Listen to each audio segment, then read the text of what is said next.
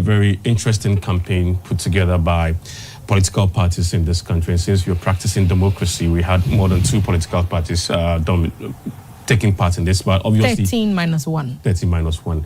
But obviously 2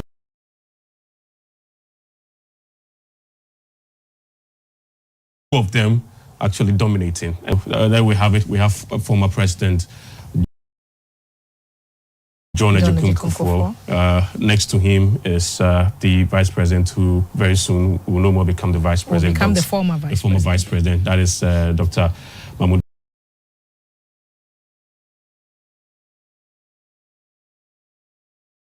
Bawumia, who actually contested against the President. Dr. Nana Rawlings also there. So back to the entire process that led us to this particular occasion. And after the election on December 7,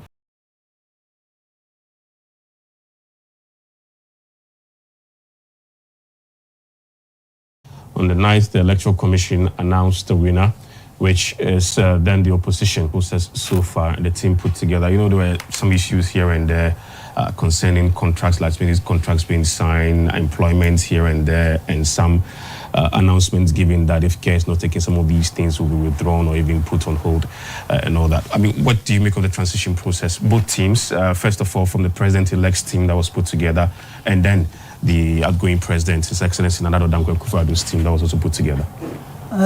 If you check from the list submitted by the incoming president, you will see that it's made up of, or let's say, a fusion of the very people who started with Rawlings up to his own time, including those who were with Mata Mills. And then when you check from that of the outgoing president, you see that they were his own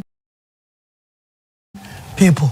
So that should tell you the mentality of each one.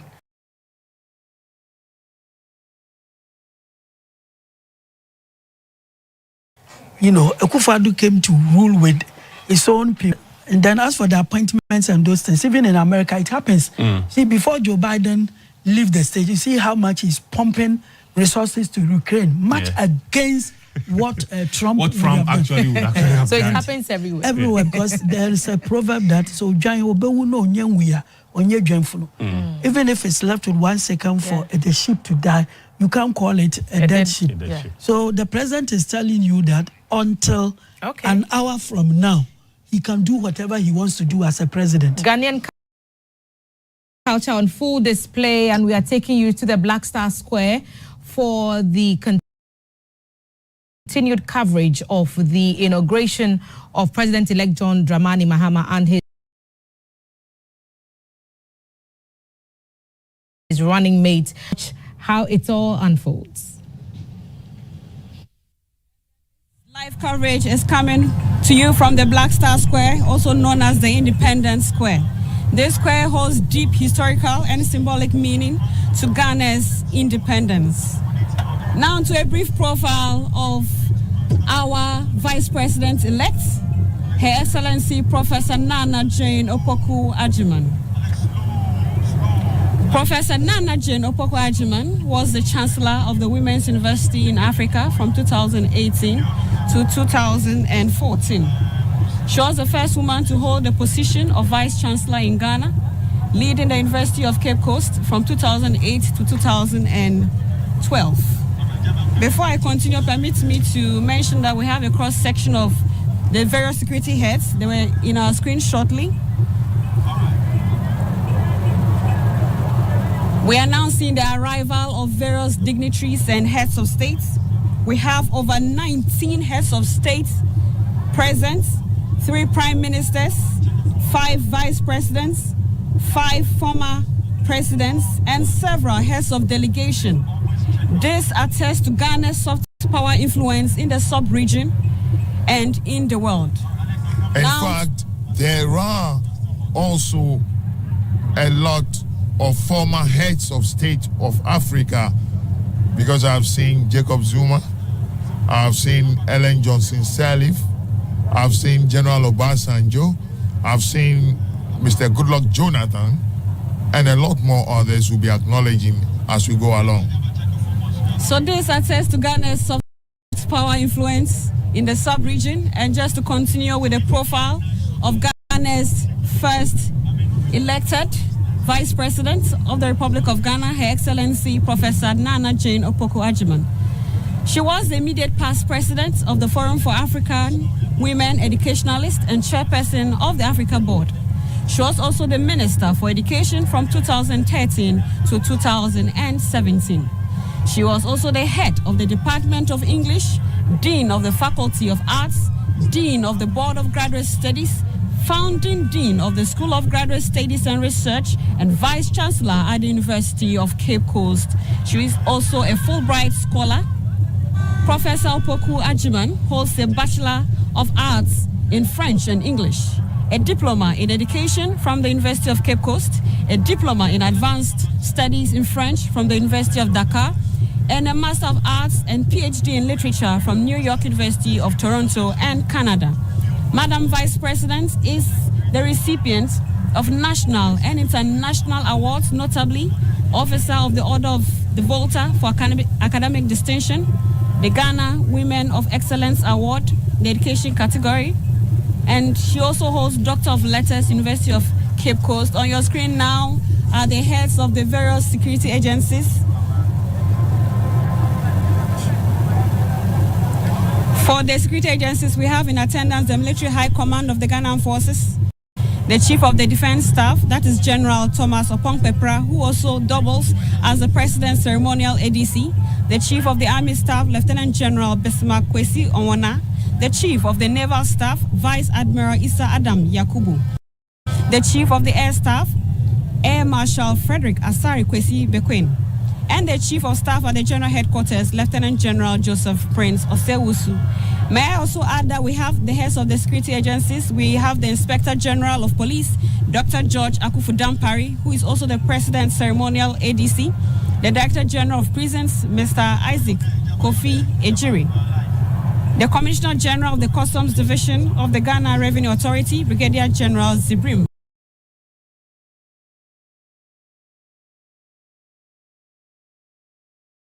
Ayorigo. On our screen now is the... So the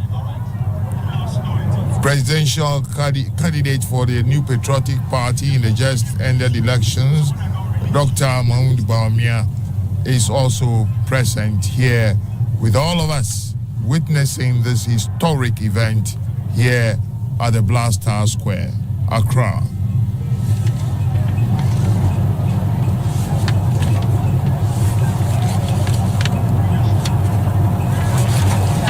Dear viewers, as mentioned earlier, we have the various security agencies supporting the Ghana Police to provide security.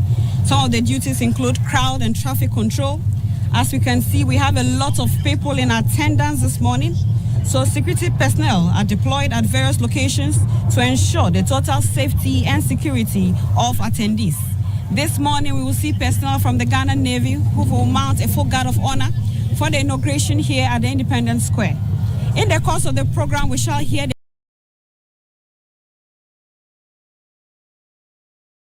21-gun salute by the Ghana Navy. The 21-gun salute is the highest. The salute holds honest high-ranking officials such as military leaders or heads of government. Later in the evening, we shall see fireworks display. We shall also see a full guard of honor, or should I say full guard of honor was mounted by the Ghana Air Force for the various visiting heads of state at the Kotoka International Airport. The Ghana National Ambulance Service is also here providing medical coverage. We also have the Ghana Police Band providing music for all this ceremony. All these security agencies are playing various roles to ensure the seamless conduct of activities today. I must add that we have the Ghana National Fire Service on standby for any fire incident. Dear viewers, you are watching GTV, the station of the nation, and we are bringing you the live coverage from the Black Star Square, also known as the Independence Square. Ghana's first president, Osagyefo Dr. Kwame Nkrumah, commissioned the square in 1961 after Ghana gained independence in 1957.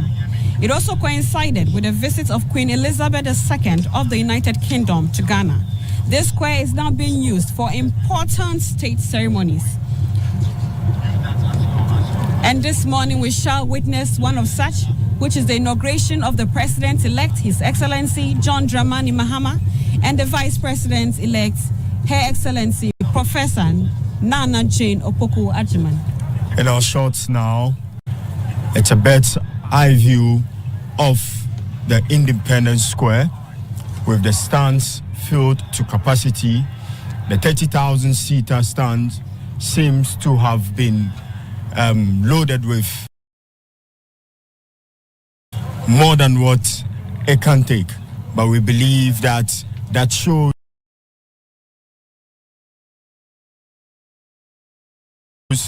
the commitment with which Ghanaians are showing towards this particular Doyen, and it is the hub of democracy. We saw peaceful elections. We are going to see peaceful transition of power today. And just to run you through the order of events this morning, we are now seeing the arrival of dignitaries. Members of parliament are already seated. Former presidents are also seated. We've also seen the arrival of invited heads of state. Very soon we shall see the arrival of Her Ladyship, the Chief Justice, and the justices of the Superior Courts who will enter the chamber and take their seats. We shall also see the Right Honorable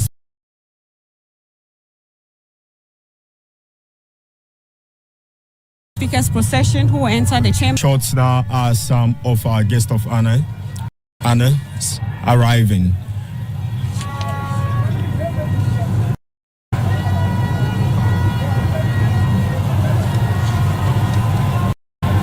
Dear viewers, you're watching once again GTV, the station of the nation, bringing you the live coverage of the inauguration of the President-elect, John Dramani Mahama, and the Vice President, Professor Nana Jane Opoku-Agyeman.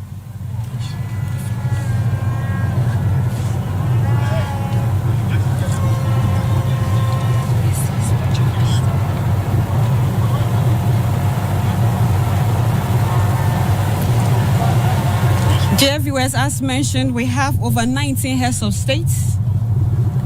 The special guest of honor is the head of state for the Federal Republic of Nigeria,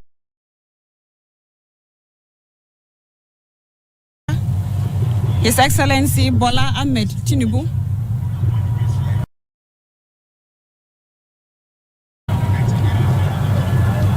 Joseph Nyuma Boakai.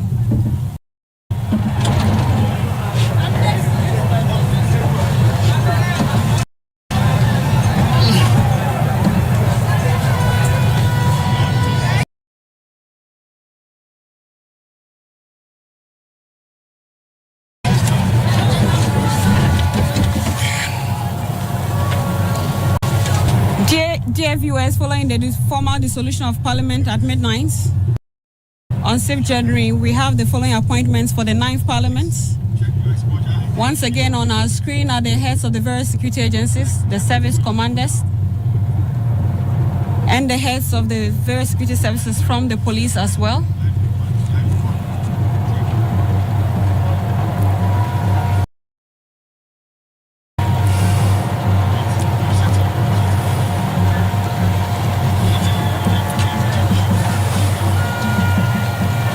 Seems the security services are well represented here at the Blackstone Square.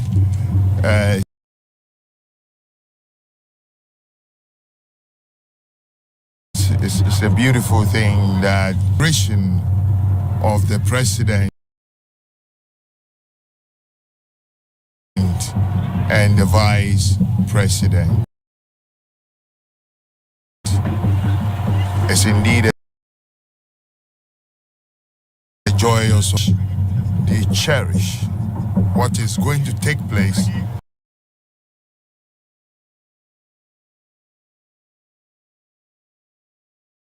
today. Dear viewers, just to add, in their colorful traditional Ghanaian regalia, some in party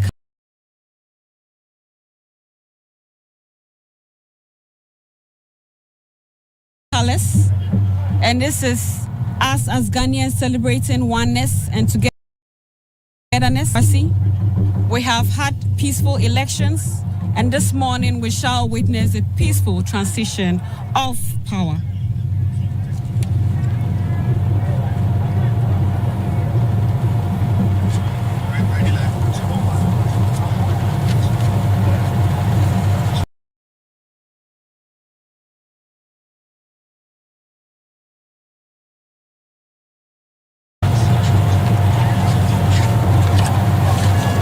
We have the following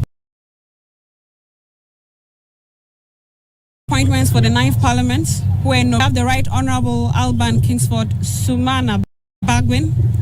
We'll read his profile in the course of the program. The first Deputy Speaker is the MP for Akachi South, Bernard Ahiafo. The second Deputy Speaker is the Member of Parliament for Fomena, Honourable Andrew Amwako Esiama.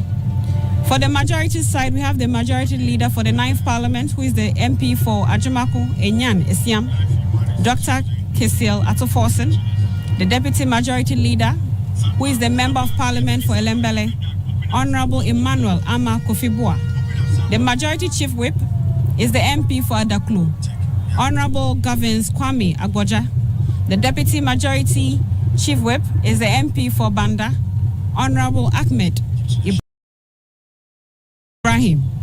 For the minority side, we have Makin, the Deputy Minority Leader, who is the Member of Parliament for Asokwa, Honorable Patricia Apieje. The Minority Chief Whip, Honorable Frank Ano Dompre, who is the Member of Parliament for Isawam Aduajiri. The first Deputy Minority Whip is Honorable Habib Idrisu, who is the MP for Tolon. And the second Deputy Minority Whip is Honorable Jerry Ahmed Shaib, who is the Member of Parliament for Weja Bawi. Now let me run you through the program as it is. We are expecting Her Ladyship, the Chief Justice and Justice of the Superior Courts, to enter the chamber meaning here at the Blaster Square, and then followed by the Speaker's procession. And the Speaker will take his chair, then he will call the House to order. The majority and minority leaders, at the invitation of the Right Honourable Speaker, will join the procession to receive His Excellency the President-elect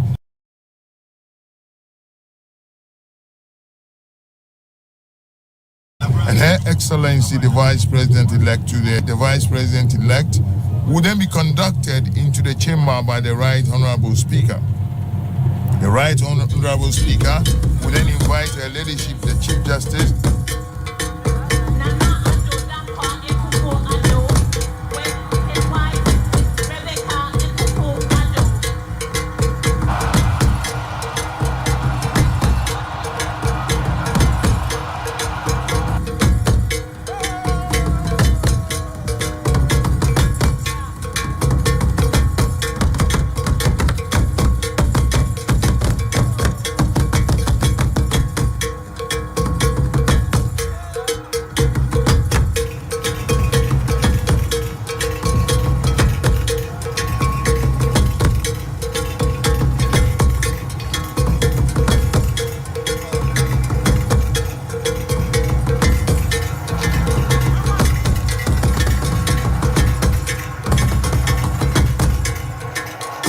Dramani Mahama, and the Vice President-elect, Professor Nana Jane Opoku-Agyemang. We are seeing more arrivals of our dignitaries. We just saw the arrival of the outgoing First Lady, the lovely wife of His Excellency, the outgoing President. So on our screen now is the outgoing President, His Excellency Nana Adodankwa Akufo-Addo, and his lovely spouse, Madam Rebecca Akufo-Addo. You are live on GTV, the station of the nation, and we are telecasting this event live across all the regions in Ghana. And I believe you can also listen to our radio commentaries on all the regional FM station of the Ghana Broadcasting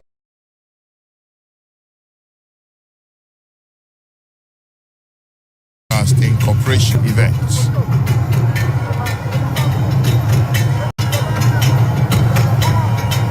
So we still have more arrivals. Distinguished guests, we also have in our midst Head of State of the Democratic Republic of Congo, His Excellency Felix Tshisekedi. You are most welcome, sir. Witness the arrival of the Right Honorable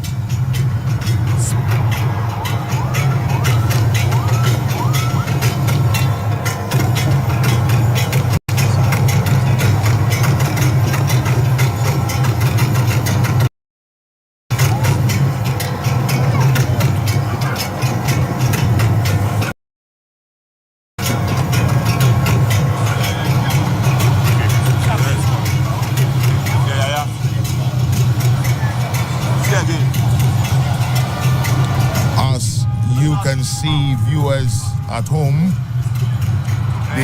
The Blaster Square here. Distinguished guests, ladies and gentlemen, we also have in our midst the Ghanaians from all walks of life are here to witness this historical event, and I call it a historical event. Has been re-elected to serve just one term.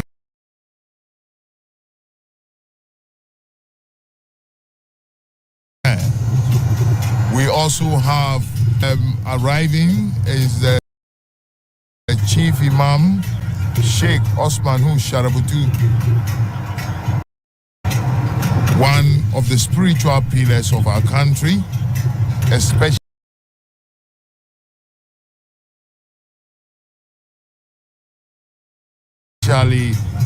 when it comes to Islam. Distinguished viewers, if you are just tuning in, you are watching the inauguration of President John Dramani Mahama. And permit me to add that in the course of the program, we shall see the President's official ADC in the person of Lieutenant Colonel Abdul Wahab Issa. Let me also use this opportunity to dispel the misconception of who an ADC is. The ADC is not a bodyguard. The role of an ADC is very prestigious and demands exceptional discipline, discretion, organizational skills, and loyalty, as he is directly responsible for facilitating the President's effectiveness in office.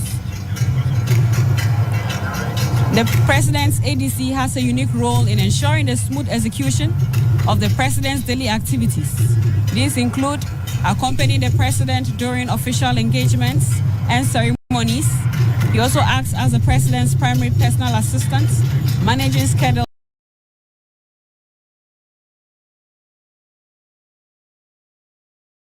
and ensuring the President's time is optimized.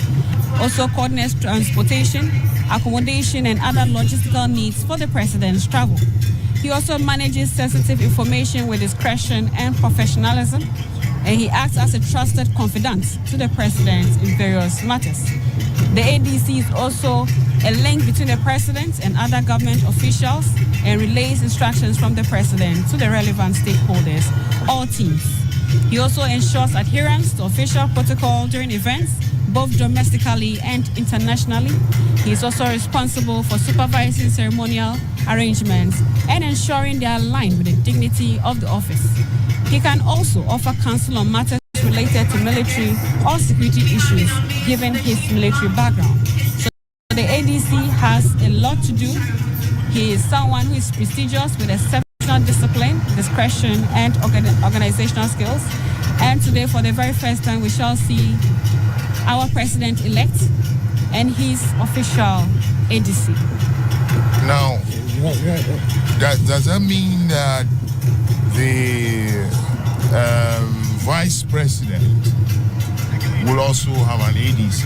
Can you explain that for us? The Vice President will also have an ADC, and the Vice President's ADC is from the Ghana Police Service. As mentioned, these senior officers are carefully selected. They are selected based on a number of qualities. And as I mentioned, the person should be someone with great organizational skills, who is loyal, who is disciplined, who has discretion, because they are responsible for accompanying the president during his official engagements and ceremonies. They primarily act as the personal assistants, managing schedules and ensuring the president's time is optimized. Now, on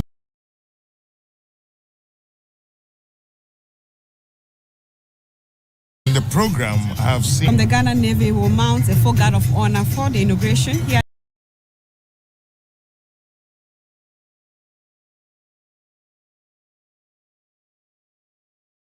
at the Independence Square. And during it surpasses all other salutes with fewer rounds. This ceremonial honor holds great symbolic significance. Its purpose varies and depends on the context, but is generally associated with respect, tribute, and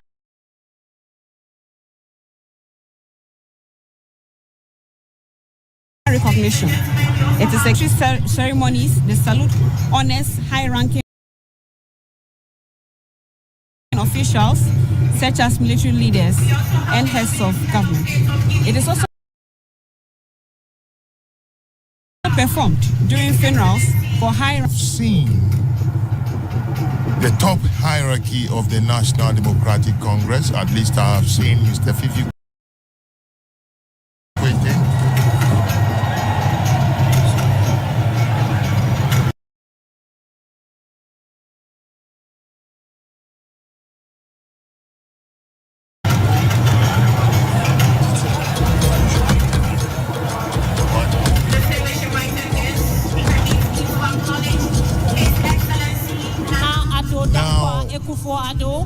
And his wife, Her Excellency Rebecca Akufo-Addo. The Black Stars were here in Accra. And as I was saying before, I've seen the top hierarchy of the National Democratic Congress. At least I've seen Mr. Fikwete, I've seen Professor Joshua Alabi. Your Excellencies, invited guests, ladies and gentlemen. Currently, our very special guest of honor is the President and Commander-in-Chief of the Armed Forces of the Federal Republic of Nigeria, His Excellency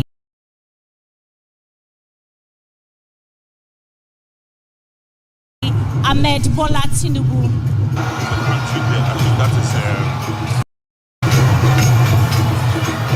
That's Senegal.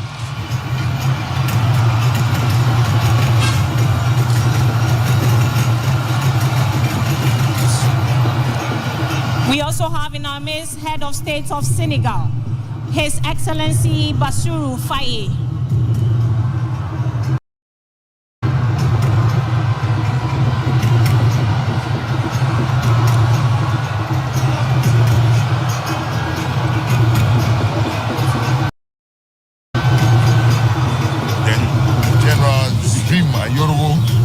We also have the Director of National Investigations, Beru, Nana Atobra Kweku, the Chief Officer, Mr. Julius Kunwo, and the Controller General of the Ghana Immigration Service, Mr. Kwame Isua. For the security agencies, we have in attendance the Military High Command of the Ghana Armed Forces. That is the Chief of the Defense Staff, General Thomas Opompepra, who is the President's Ceremonial ADC, the Chief of the Army Staff, Lieutenant General Bismarck Kwe Omona, the Chief of the Naval Staff, Vice Admiral Issa Yakubu, Your Excellencies, Staff, distinguished invited guests, shortly we'll see the procession of the judges of the Superior Court of Ghana joining in.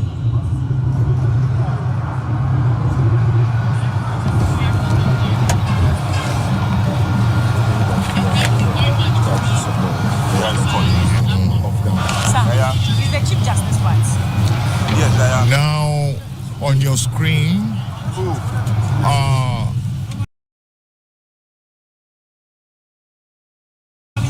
members or the judges of the Justice As we welcome Her Ladyship, and other the Chief Justice Gertrude Araba Isaba Saki Tokonu, leading the procession of the Justice of the Superior Court of God. And be with them as they administer their various oaths to all of us Ghanaians. Dear viewers, let me just add that Her Ladyship Justice Gertrude Araba Isaba Saki Tokonu was sworn into office as the 15th Chief Justice of Ghana by His Excellency Nana Addo Dankwa Akufo-Addo, as mandated by the 1992 Constitution.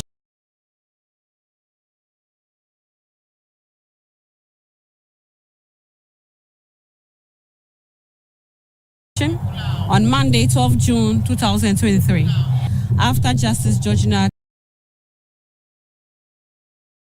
Theodora Wood, who served from 2007 to 2007 in the Judicial Service of Ghana, she took over from His Lordship Justice Enim Yeboah, who retired on 24th May 2023 as required by the law.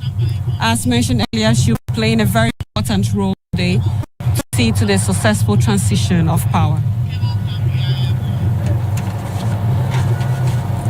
We are still live from the Black Star Square here in Accra, and you're watching us on various networks across the country. This feed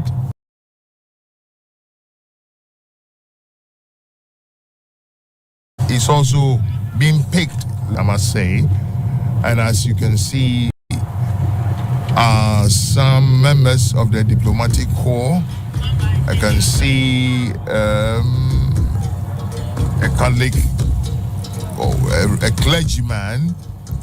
I can see people, invited guests from the diplomatic community, all here at the Independence Square or the Black Star Square as it is. We have over 19 heads of states gracing this occasion. We have 3 prime ministers, we have 5 former presidents, and we have 5 vice presidents. We have various heads of delegation from Africa and across the world, all here with us to celebrate this peaceful transition of power. This once again demonstrates Ghana's influence, Ghana's soft power influence across Africa and the world. In fact, their presence here is a testimony to the success of our democratic experiment. Other countries in Africa never had it the way we have. There have been chaos, there have been fights, there have been protests across some countries in Africa. We thank God that our transition has been relatively peaceful. And this is not the first time we are transiting power from one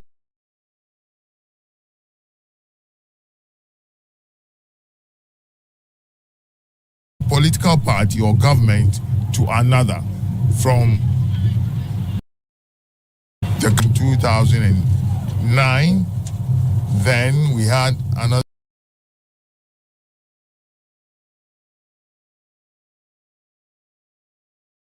one, we're having another one. Now, let me run you through the history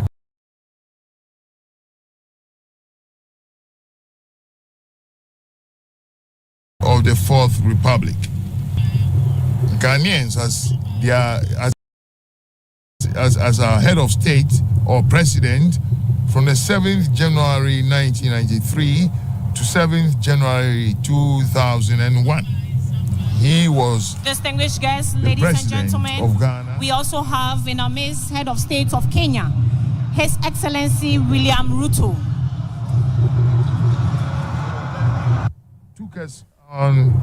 Took up the mantle from the 7th of January 2001 to the 7th of January 2009. Then Professor John Atta Mills also took up the mantle from the 7th of January 2009, and he died in office 3 years later. In fact, it was 3 years, 199 days. Then John Mahama took over and was our president for the rest of the term of Professor John Evans Atta Mills. And he was eventually voted into office and inaugurated on the 7th of January 2012. And he was in the seat till the 7th of January 2017. 4 years, 167 days. Then the mantle fell on Nana Addo Akufo-Addo from the 7th of January 2017 till yesterday, in actual fact, when he had to relinquish the seat through the due democratic process which Ghana has now been known for.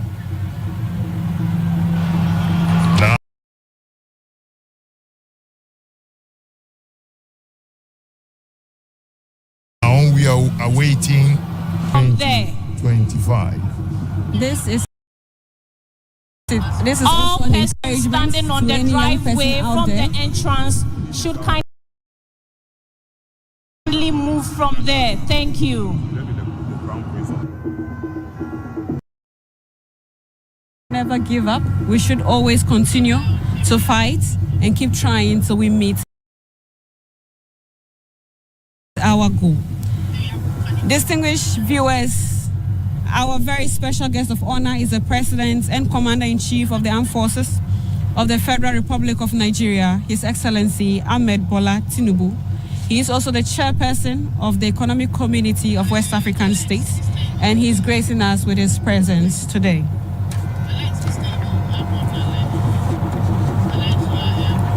On your screens now are the members of the Supreme Court, the judges of the Supreme Court who are here present. Because whatever is being done here today has legal repercussions, their presence here is very, very, very important.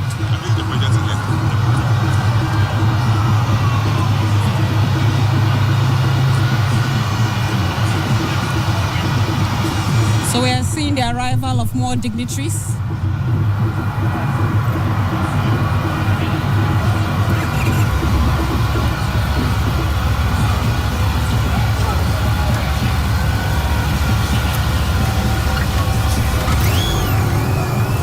You can see members of Parliament. You can see the Honorable Sam George, the Honorable Haruna Idrisu, Honorable Muntaka, and a host of their colleagues from the National Democratic. Your Excellencies, distinguished invited guests, ladies and gentlemen, arriving now is the Speaker of Parliament, Right Honorable Alban Sumana Kingsford Babin. Shall we please rise to welcome the Right Honorable Speaker of Parliament? And other security agencies who are also present.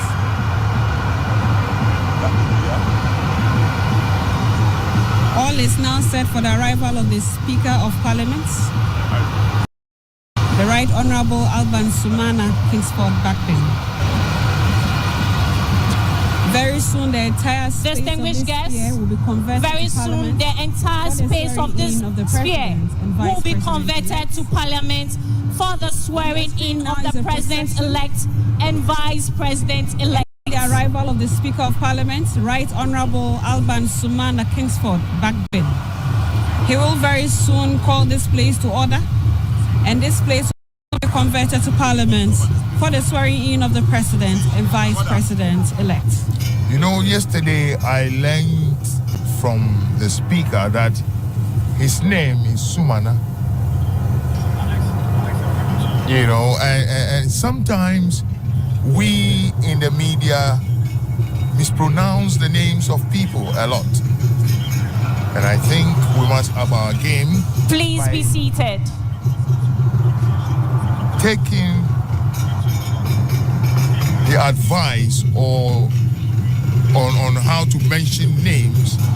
Shortly, we will be joined by the President-elect and Vice President-elect of the Republic of Ghana, and they will be received by the Speaker of Parliament. You've not met before. It's just... Indeed, we will all try to get the pronunciations of our names right, but we must also acknowledge that we all come from different backgrounds, different religion and ethnic backgrounds, and this can sometimes affect the pronunciation. But as courtesy demands, it is something that we all must learn to pronounce names from the north, from the east,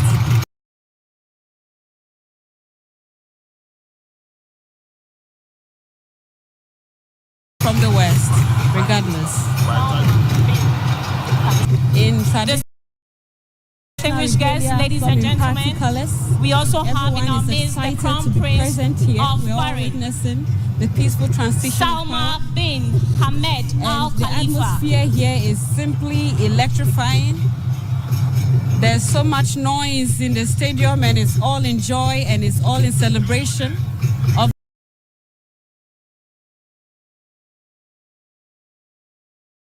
this historic moment in the history of At the Black Star Square. Yes, I can see Honorable Kofi Totobi Kwachi, Honorable Seth Bekwe. These are all stalwarts of the NDC, and they are here present to witness this historic occasion. Very shortly, we will be joined by the President-elect and the Vice President-elect, who will be received by the Speaker of Parliament, after which parliamentary proceedings will commence.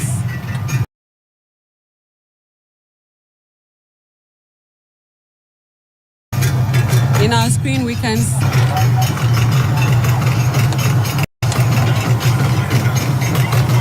as mentioned, we have various security agencies supporting the Ghana Police Service to provide security.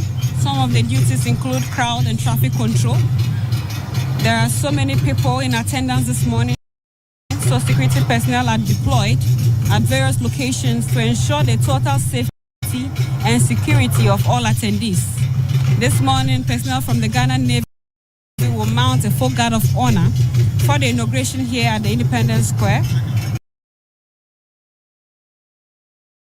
And in the course of the guard of honor, we shall hear the 21-gun salute.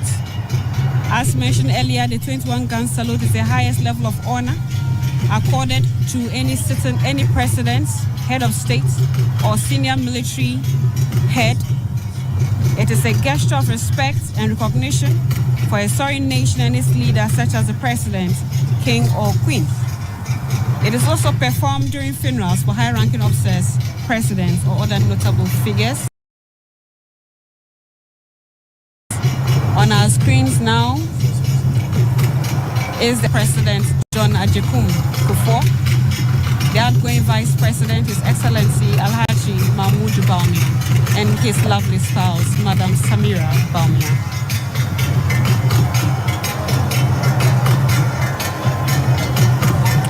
I can also see on the screen the MP for Adan East, Doyo Gansa, and Kofi Adams. Is he the MP for Gwen? I should think so. You don't have.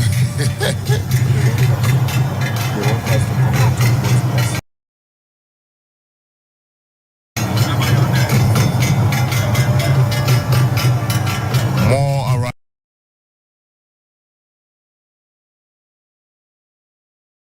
arrivals on your screens, and you can see that the Blaster Square here is packed to capacity.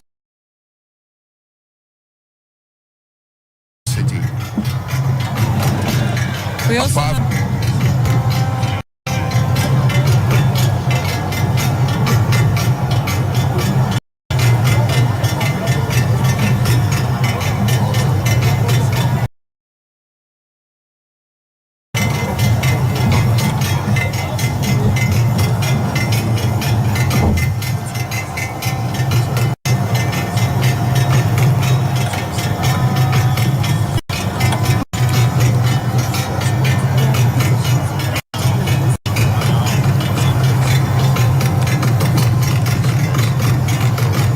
viewers, we are seeing more arrivals of dignitaries.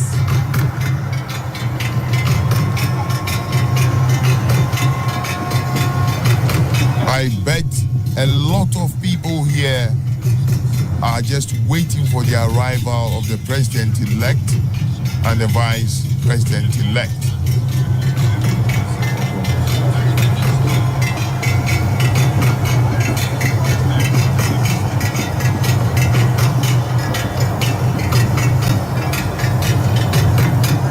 This seems to be the arrival of the head of state of Sierra Leone, His Excellency Julius Maada Bio.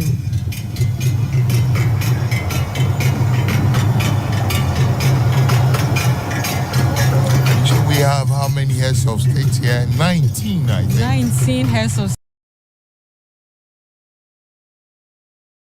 states, 5 former presidents, 3 prior, and the whole world.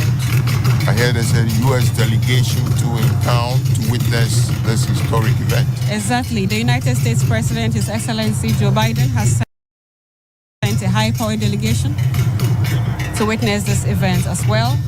We can't count out the party supporters who are also here in On numbers. your screen now is the minority leader, Mr. Afenyo Marking, Honorable Afenyo Marking. Valerie Sawyer is also there, and Dr. Kwabena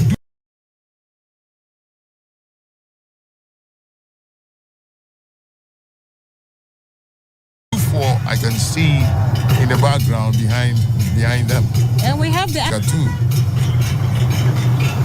as mentioned, the audiences are from wide and vast, from Africa, from the world, within Ghana. It's just massive. The attendance is massive, and it's just wonderful to behold this historic moment.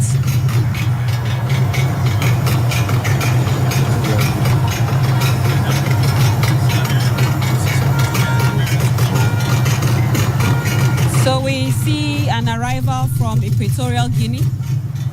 And from Equatorial Guinea, we have the arrival of the Vice President, His Excellency Teodoro Obiang Nguema Mbasugo from Equatorial Guinea, leading the delegation.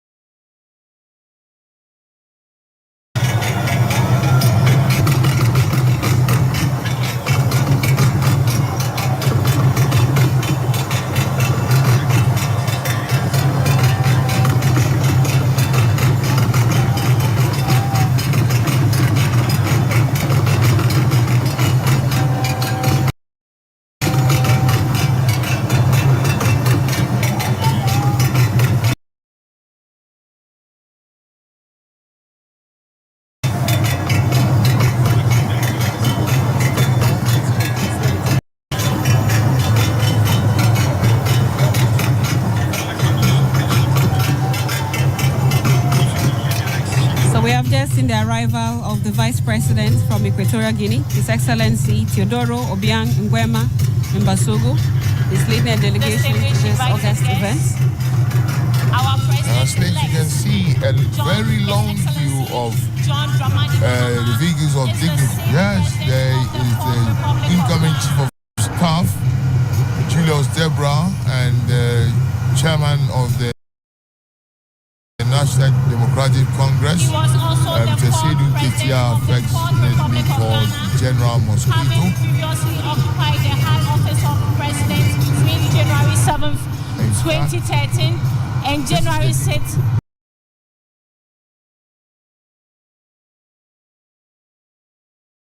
And on your that is screen, a wonderful president. Mr. Dramani Mahama and Madam Then this is when I say historic, I really mean it, because this amount.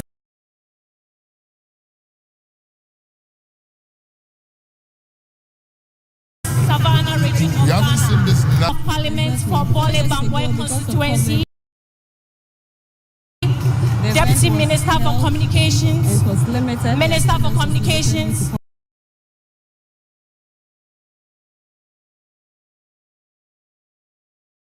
Vice President of the Republic of His Excellency Mahama considers the combination of history, communication, and social psychology courses he studied for his undergrad and postgrad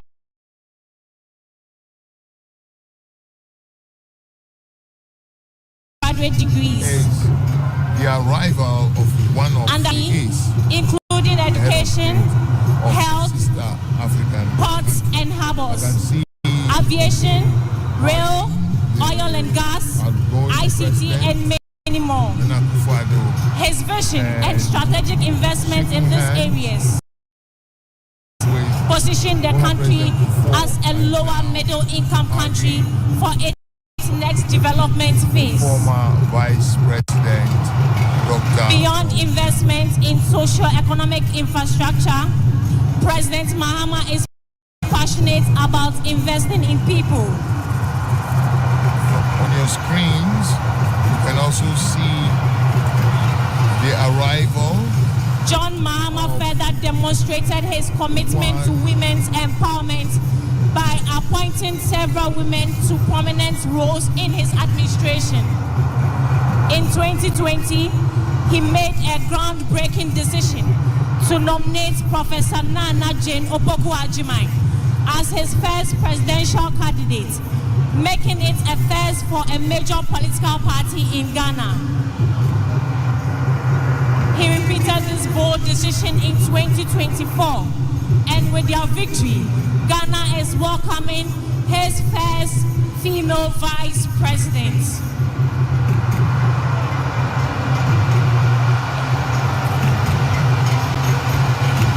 His Excellency John Mahama is an avid reader, author, and historian.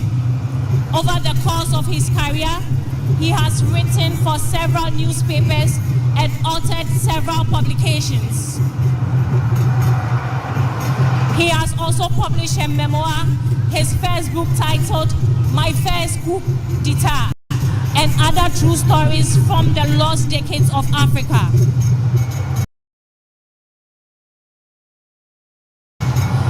President. So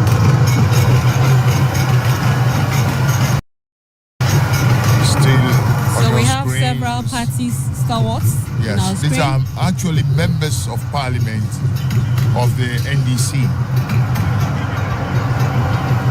Members of parliament of the NDC mostly are those you find on your screens currently.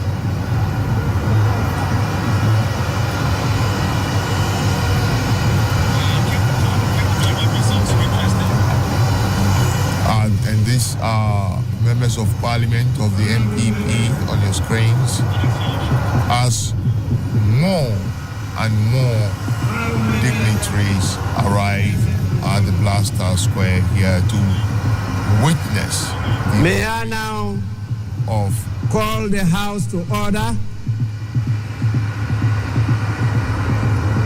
and invite the majority and the minority leaders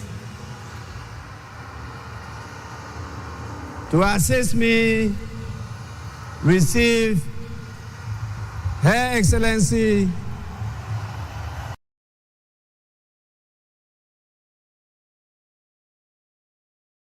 the Vice President-elect of the Republic of Ghana,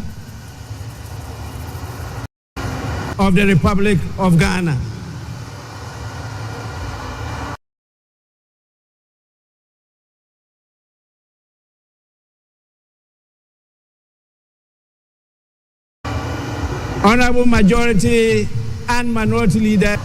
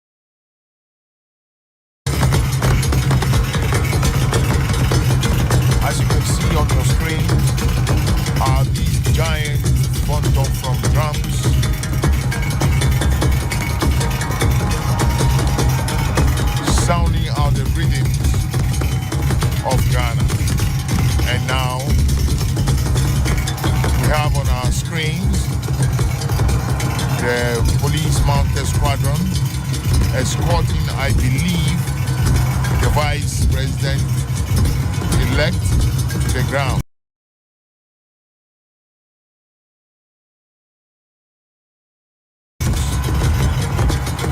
The crowd is sensation.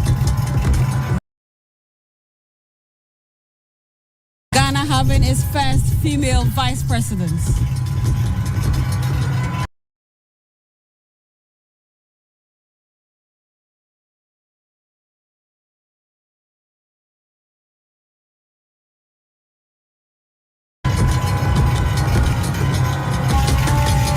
Here is intense. Happiness, excitement, all in readiness for what we are about to witness. And security is also in full force. We have various security personnel deployed to ensure the total safety and security of personnel. They are all playing critical roles to ensure that this event goes seamlessly, devoid of any major hitches.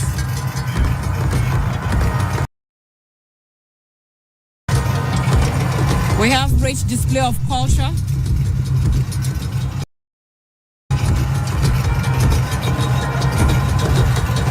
I believe that is... And that is DSP Mary Agamba.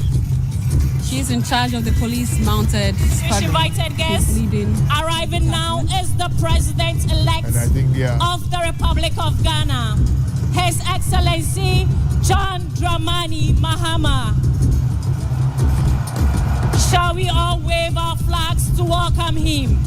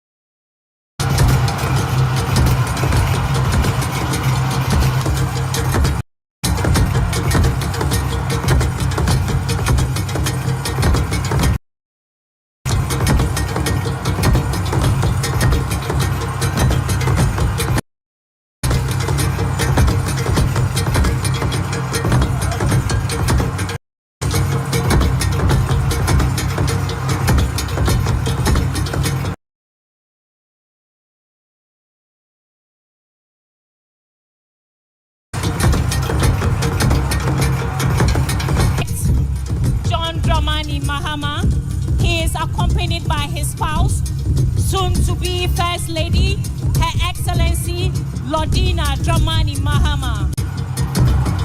Shall we all wave our flags to welcome him?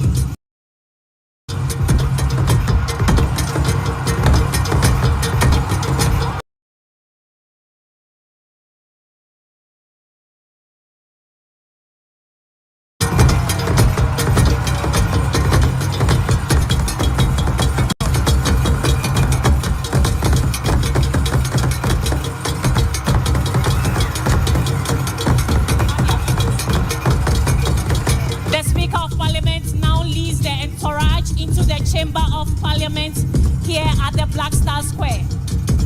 The entourage of Parliament includes the clerks of Parliament and other senior officials of Parliament.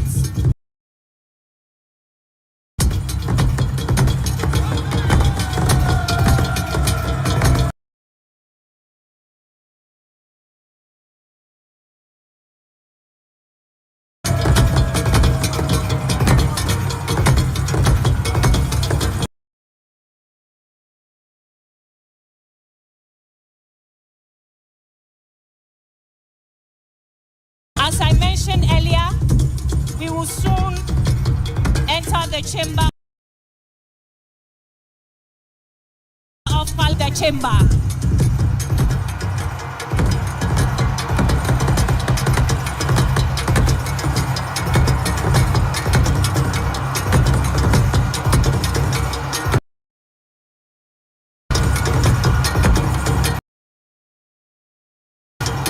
Places on the square.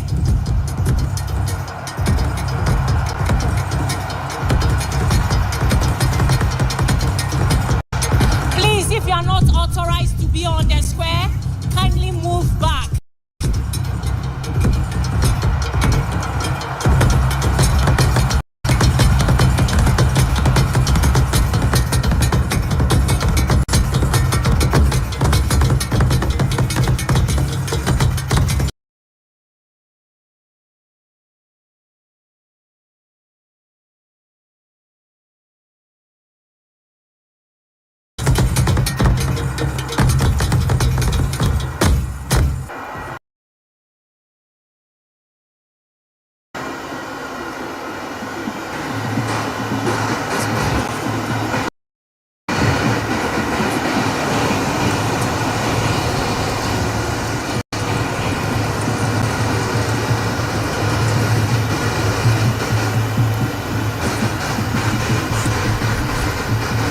Honorable members, you may now resume your seats.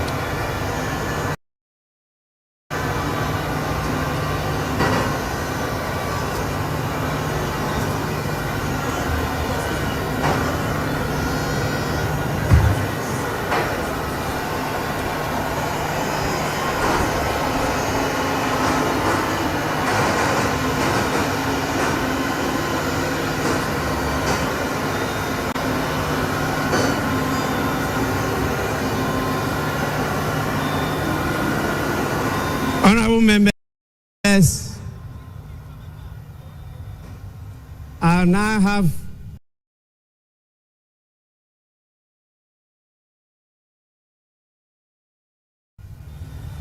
the singular honor of the Republic of Ghana to administer the oaths to the President-elect and the Vice President-elect. We will start with the Vice President-elect, who will take and subscribe to the oath of allegiance and the oath of the Vice President. Your Ladyship, the Chief Justice, you may now do so now.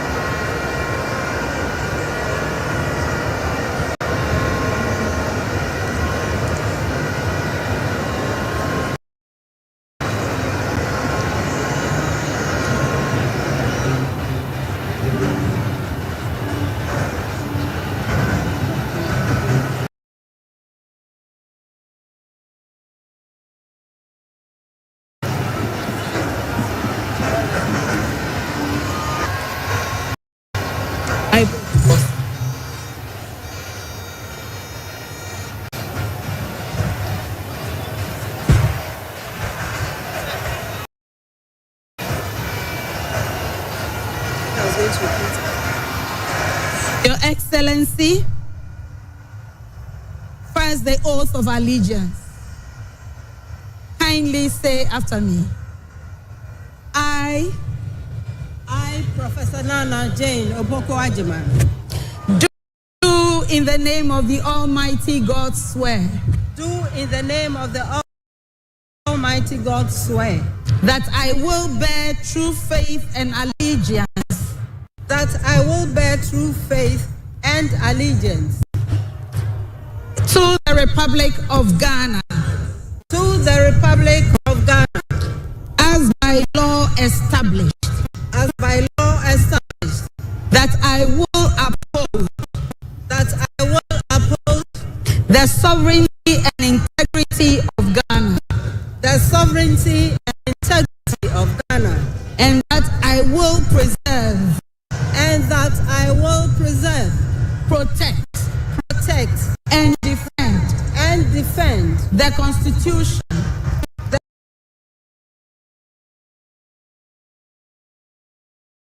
Constitution of the Republic of Ghana, of the Republic.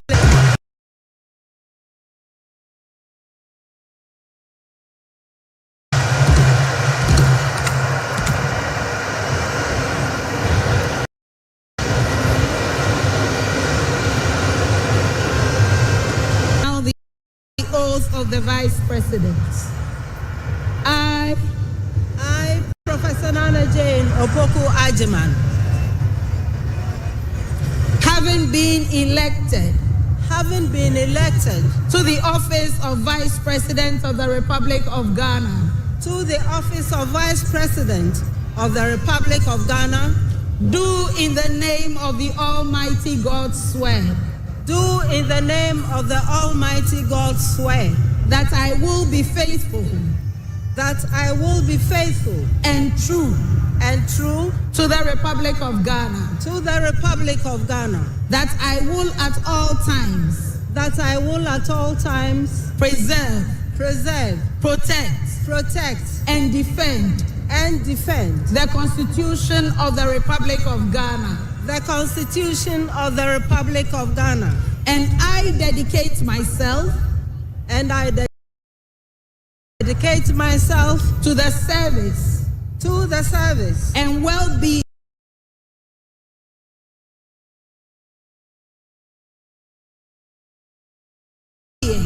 And to do right to all manner of persons. To all manner of persons. I further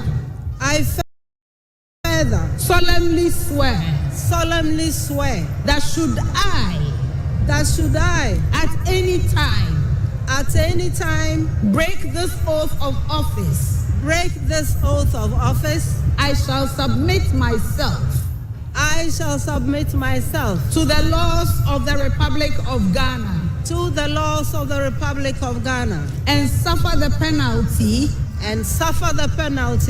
For it. So help me God. So help me God. Congratulations, Madam Vice President. Thank you. Lift your.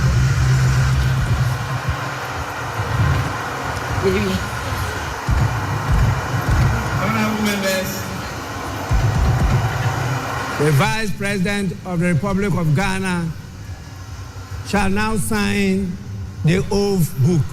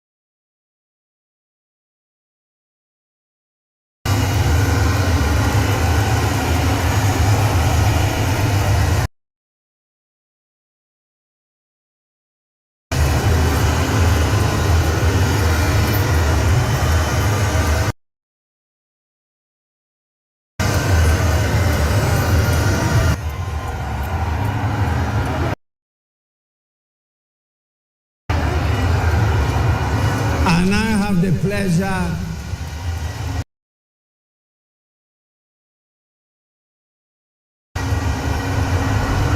and Excellency, the President-elect,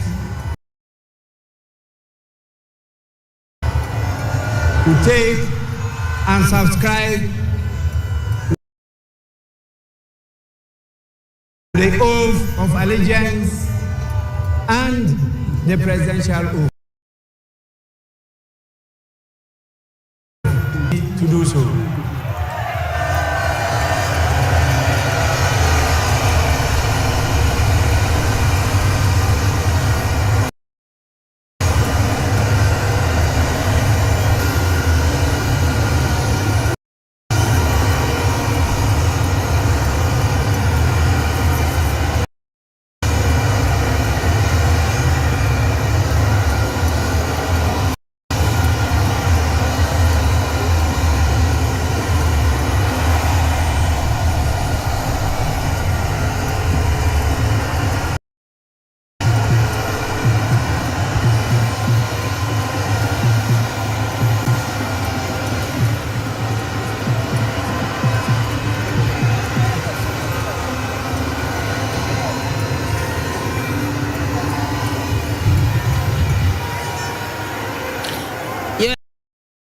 Excellency, kindly say after me. This is the oath of allegiance. I. Your name. John Dramani Mahama. Do in the name of the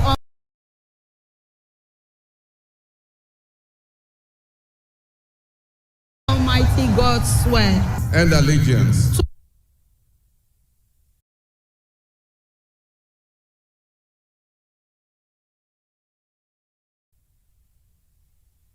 The sovereignty and integrity of Ghana, and that I will preserve, protect and defend the Constitution of the Republic of Ghana, so help me God. So help me God.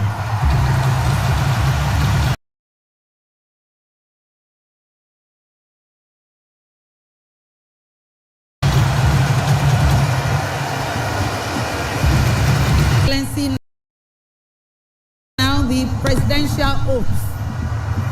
I, John Dramani Mahama, having been elected to the high office of President of the Republic of Ghana,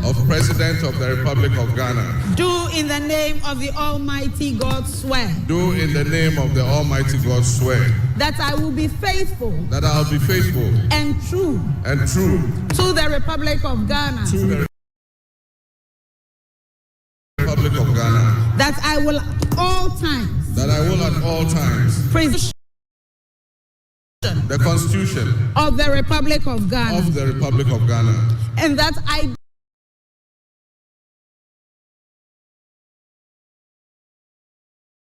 dedicate myself, Republic of Ghana, and to do right, to all manner of persons. I further solemnly swear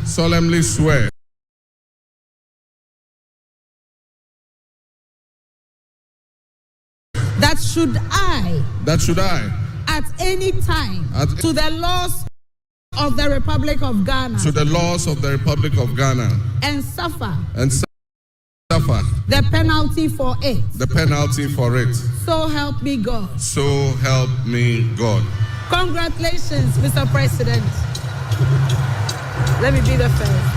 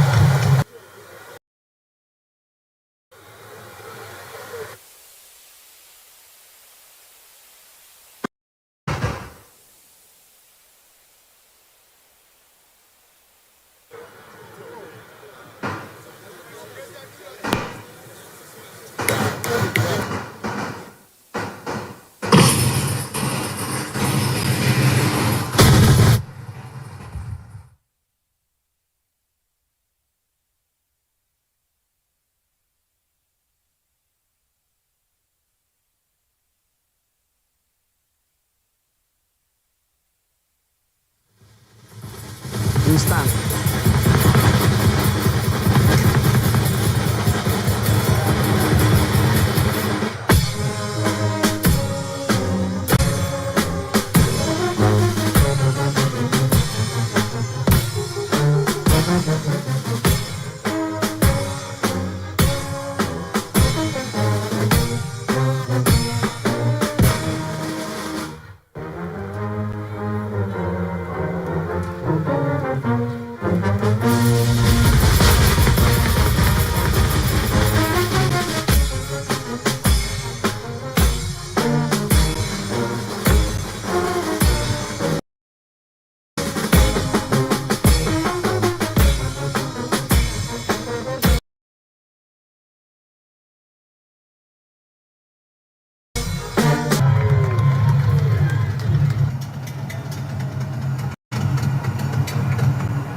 Culture and steady in its pursuit of progress. Today, we celebrate a momentous occasion in our nation's history as we welcome the newly elected President, His Excellency, John Dramani Mahama.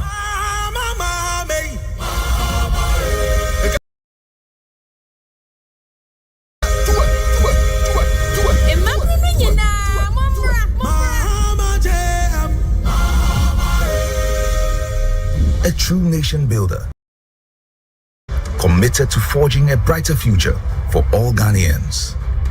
John Mahama embodies the pillars of leadership that our nation craves: trustworthiness, reliability, modesty, and above all, truthfulness.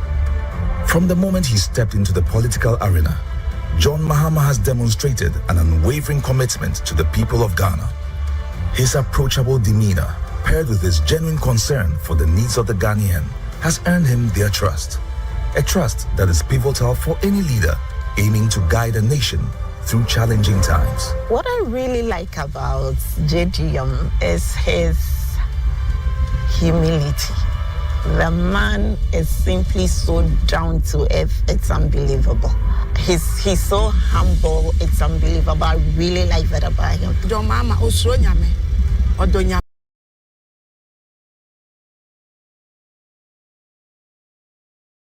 osronyame openi ni pem we ya kwala o we openi o we ye pepeni o we ye twini o we ye bebia tribe bia o fi bia John Mahama pe wase on ka say we nye twini we nye we ni John Mahama President Mahama is practical. He communicates his issues very, very well. And he understands the Ghanaian politics very well. He understands the Ghanaian people very well. And that is what I like about him. The brand, John Dramani Mahama, is not just a name. It represents resilience, strength, progress, and empathy. I believe John Dramani Mahama is loved by many. His personality. And now, on your behalf, invite His Excellency, the President of the Republic of Ghana, to deliver his inaugural address. Your Excellency, you may now proceed to do so.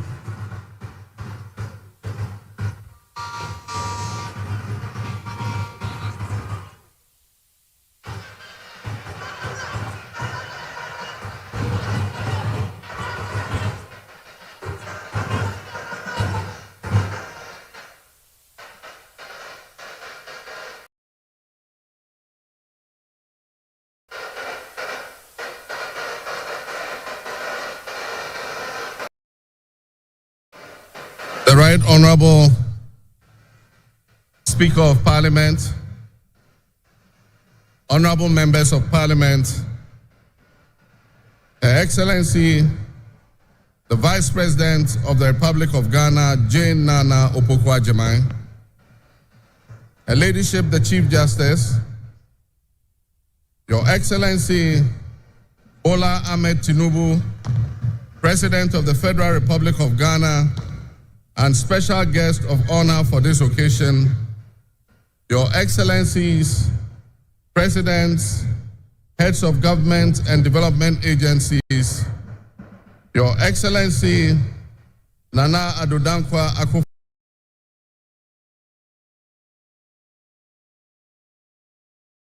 Akufo-Addo, and former presidents and gentlemen, my brothers and sisters, I wish you a good morning, and we give thanks to the Almighty God on this occasion. Our Father who art in heaven, we thank you for giving us this day, a day that offers me, your humble servant, a unique opportunity to work to reset our dear country, Ghana.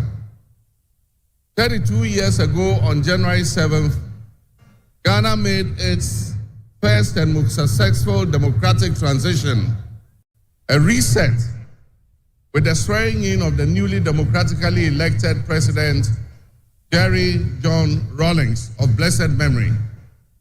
Our nation was returned to a multi-party democracy with a new constitution that went into effect, and the Fourth Republic was officially established. I refer to it as a reset because on that day in 1993, we made our fourth attempt at establishing a democratic system of government with term limits based on free, fair, and transparent elections. The handover of power on January 7, 2001, between former President Jerry John Rawlings and at the time the newly elected President John Agyekum Kufuor, tested that reset, and our nation passed with flying colors. So today, with my induction as the new President of the Republic of Ghana, every 4 years with each newly elected president. Today, we're also making a different kind of history, one that speaks to our maturity as a democracy, a nation of citizens enfranchised with the authority at the polls to determine their political future.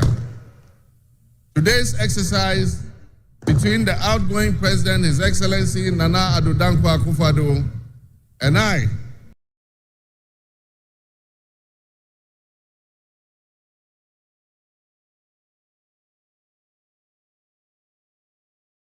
feels a bit like a deja vu. We shared this same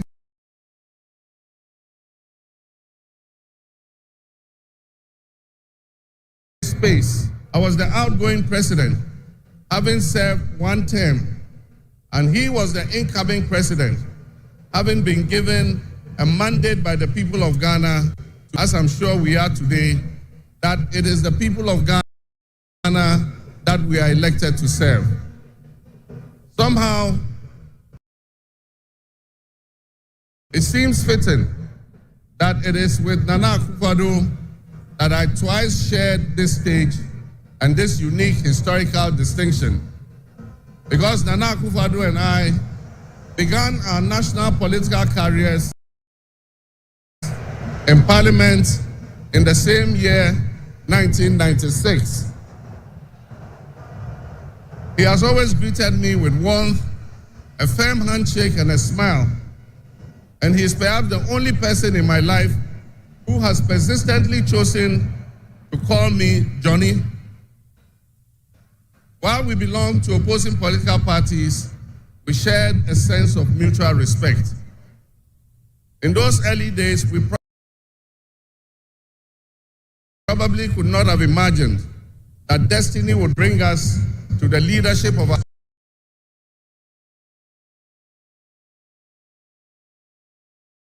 office of the land. Nana, as this will be our final meeting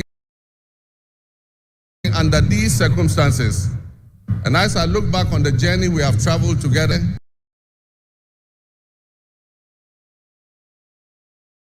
and you with the same bald head and round being a worthy opponent, I extend my warmest wishes to His Excellency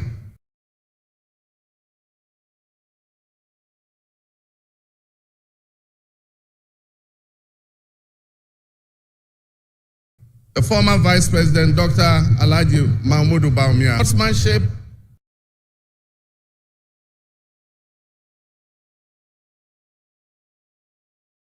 in making track contest. I wish you all the best. The world in which Ghana exists today, as I begin this presidency, is not the same world in which we have relations. These tensions and conflicts place pressure on alliances to decide where we will support.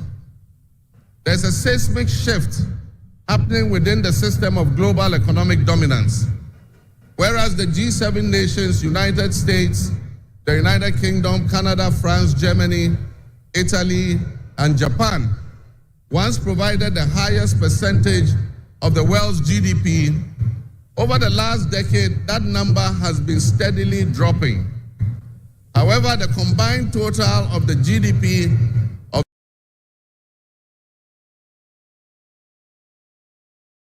the BRIC nations, Brazil, Russia, India, increasing. In 2023, for instance, the G7's combined total of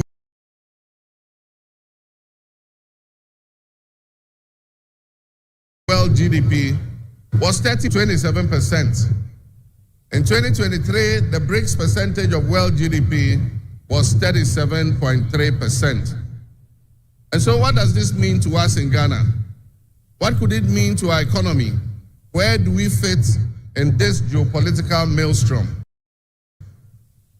Technology such as artificial intelligence has taken us to new heights, opening up the potential for national, financial, and personal security issues that we are not yet able to imagine.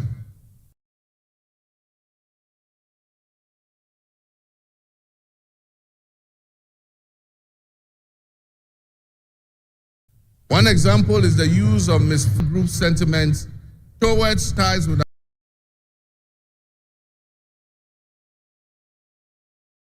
our neighbors to ensure that we're working together to keep our sub-region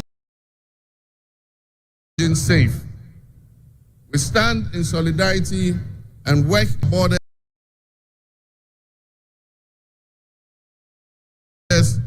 We also acknowledge they may be Ivorians, they may be Togolese, they may be Burkinabes, they may be Nigerians,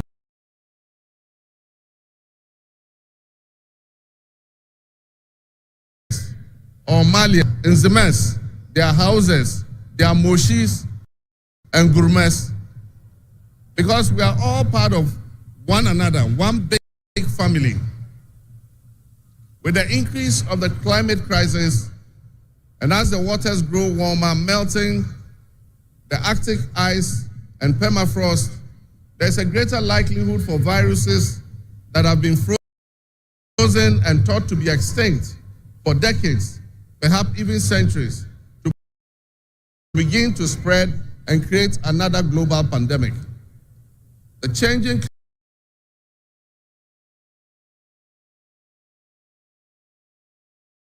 climate conditions are enabling existing viruses to spread and mutate at a faster and faster rate than they did before. This is a serious challenge. Ebola, COVID, and Mpox have taken on the families and communities and medical infrastructure in several of our neighboring countries and in the entire world to a screeching halt. My government will be working diligently to strengthen our public health systems while monitoring the global health situation so that when, and not if, but when the next pandemic or epidemic occurs, the loss of lives in Ghana will be minimal. The larger world exists around us and to some extent within us. While we cannot and should never use it as an excuse to stray from the direct and immediate needs of Ghana for the well-being of our citizens, we must also bear in mind that the affairs of the world, if we care to shape, lessen, avoid, or even at the other end of things, maximize the effect they have on us. My brothers and sisters, barely a month ago, we held historic elections that have caused dramatic shifts in our political landscape. I feel greatly honored that you, my compatriots, considered me worthy of receiving such an unprecedented and overwhelming mandate to steer the affairs of our beloved nation at this critical time in our history. The magnitude of this victory in the presidential elections and the gains that were made by my party, the National Democratic Congress, in the parliamentary elections naturally and justifiably resulted in great joy and celebration across our country, Ghana. But celebrations, no matter how justified and how well earned, must be supplanted by discernment, sobriety, and deeper insights into why we received this kind of mandate in the first place. By voting as you did on December 7th, the Ghanaian people conveyed a powerful message, yet often overlooked by us politicians. This message was powerfully emphasized by a giant of American political history, President Ronald Reagan, when he declared at his inauguration some 40 years ago that governments have no power except that granted by the people. While Ghanaians take great pride in our thriving democracy, they are deeply dissatisfied with the quality of governance over the years and have openly voiced that dissatisfaction through the decisive actions that they undertake at the elections. Our people also understand that democracy is not just a token. They expect that if democracy is celebrated as a superior means of governance, then its outcomes must be more tangible and benefit them in their individual lives. Any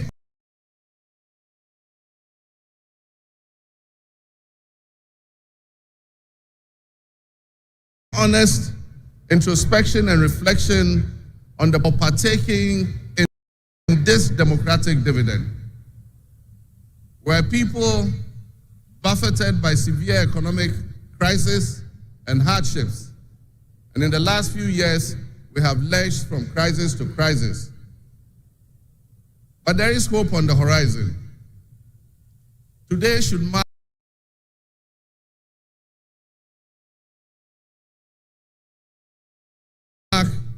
the beginning of a new opportunity. Set our dear nation, Ghana.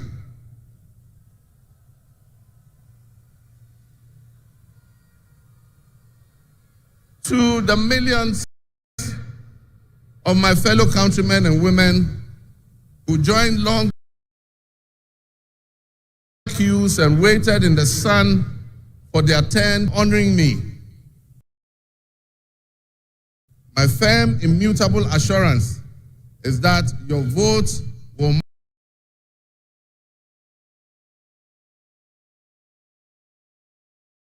matter in the work that our courage to bring change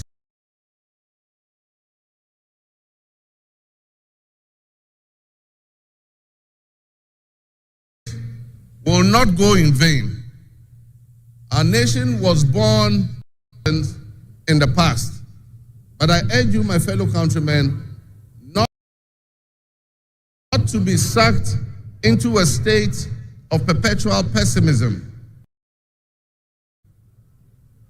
For some time, our country has urgently needed leadership with an unwavering desire to get things done. With your cooperation and your help. As your next leader, I shall strive to exercise sound judgment and be able to make the right calls at the right time. I will have the humility ability and presence of mind to take responsibility timelessly to resolve the challenges that we face as a nation. Since the elections, I have read and heard the word hope used many times in relation to my presidency and what it should offer the citizens of Ghana. I intend to speak plainly and clearly to you today, and every time I address you subsequently, I intend to always tell you the truth. The circumstances we find ourselves in are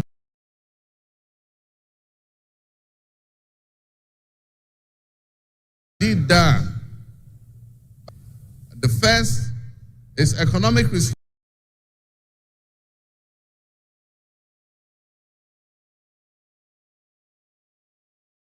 restoration and stabilization of the macroeconomic environment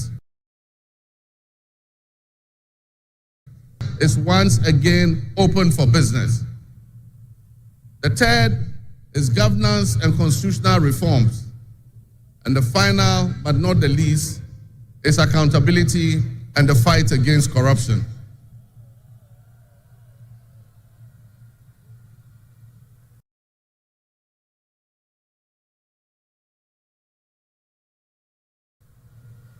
My brothers and sisters, actions in which I have enumerated 26 actions that I'll take within my first 120 days. There is reason for hope, and there is every reason for hope. But we must also have faith, because faith empowers us to trust the things that will happen. With faith, you believe what you know, and that is why we need faith to be able to achieve our reset. We need a reset with the faith we have in our country and our leadership. We need a reset with the faith we have in our institutions. That I mean in all of us, because all of us are Ghana. You are Ghana, and I am Ghana. All of you seated here today, Ghanaian citizens, you are Ghana. The people who you are with or near you as you watch this on television, in your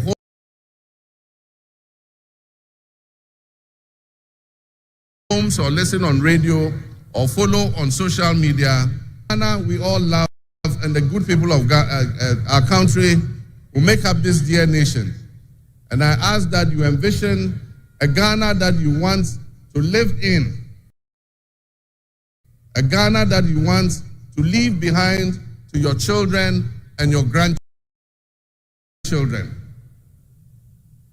What can you do to help build that better Ghana that we all strive for?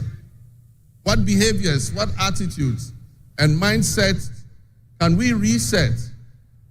We need a reset, and we have faith in Ghana's ability to overcome, excel, and be so successful with this reset that it will be difficult to imagine a time when that was not the case. I am honored and humbled to accept the mantle of the President of the Republic of Ghana. Today we celebrate a new administration and herald an unprecedented era of opportunity and transformation. With Nana Jane Opoku-Agyeman by my side, we are poised to embark on a journey of progress and inclusivity, united in our vision for a more prosperous Ghana. This day is particularly special for us and for every Ghanaian who dreams of a society where barriers are shattered and ambitions are realized. With the inauguration, Nana Jane's ascension to the high office is not merely a personal triumph. It symbolizes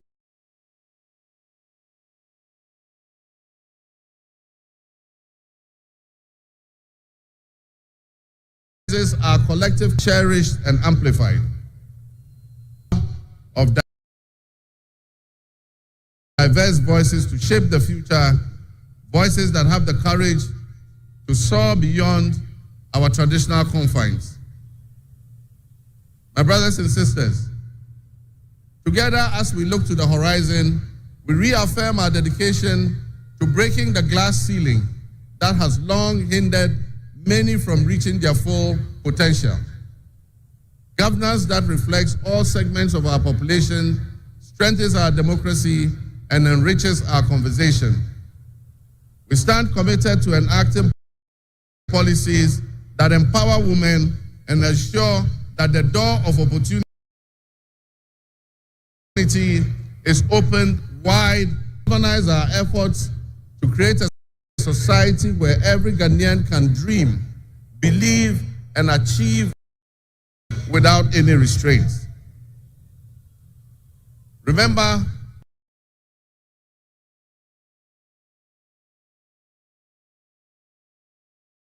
that great leadership is not defined merely by administration. Along with my Vice President, Nana Opoku-Agyeman,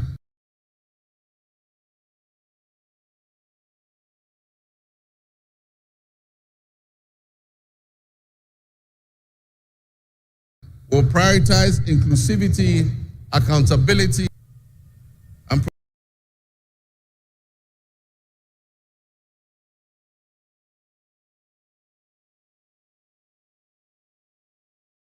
profoundly grateful for a generation that is brimming with potential and dreams that are waiting to be realized. This moment is a powerful affirmation that your voices matter, that your aspirations are valid, and that your future must be our priority. We're committed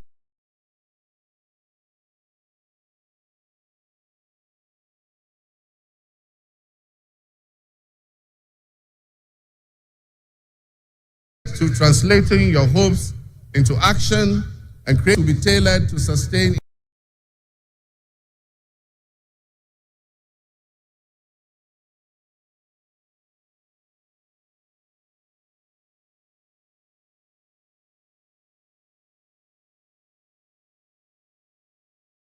innovation needed will champion diversity in all facets of government.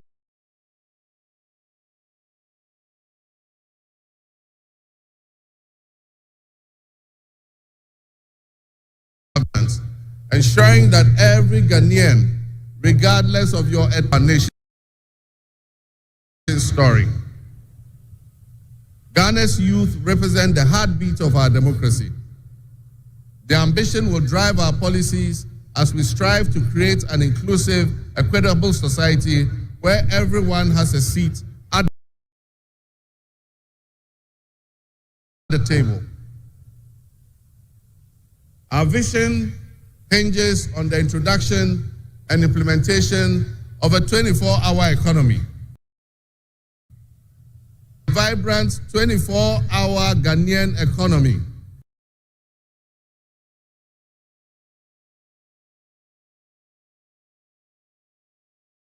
which will also be anchored in agriculture and agribusiness, the energy and creativity of all our people. Just imagine a Ghana where our markets are alive and bustling at all hours, such that businesses can operate flexibly to meet the diverse demands that they are subjected to. And young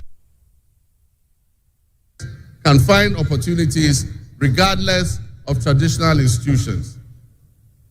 The 24-hour economy model will also bolster job creation for the young people, stimulate local industry, and attract foreign investments, and allow us to build resilient communities and a sustainable future. This vision extends beyond mere economic transactions.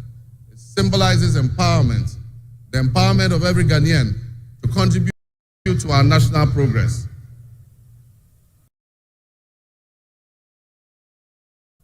My fellow citizens,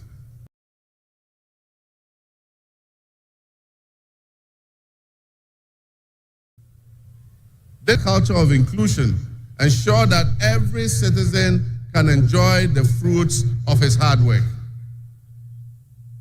To the business leaders and entrepreneurs, I invite you to support this new model and join me in shaping a business environment where creativity thrives and where the fruits of your investment contribute to the collective welfare of our nation. Your role in driving our economy forward cannot be overstated. Your innovation and dedication will be a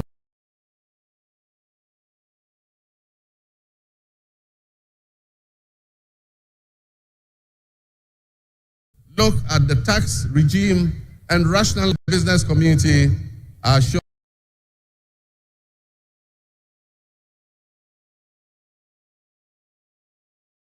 you. Let me thank you, your busy schedule behind and coming to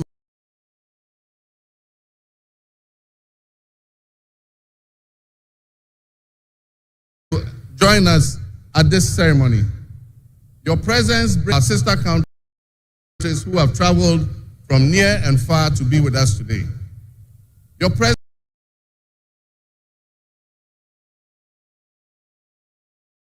is a testament to the strong bonds of friendship and cooperation that exist at our borders. And I'll work collectively with you towards regional stability, economic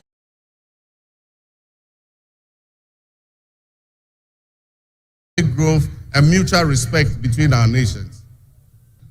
And in our local parlance, I say Akwaba to all of you.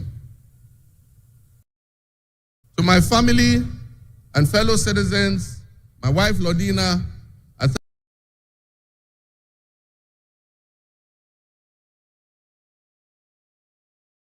thank you for your unwavering support and commitment to our shared vision of a new era of hope and era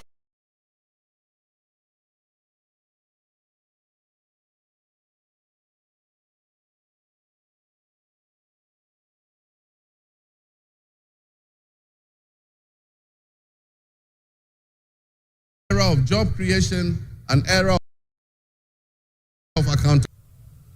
My fellow citizens, this is a patriotic call to action for all of us to participate in building a nation that lives up to its promise, where hope thrives and dreams become a reality.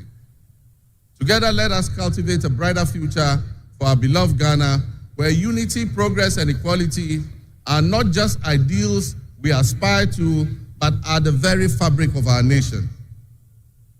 In closing, I invite you to partner with us on this journey.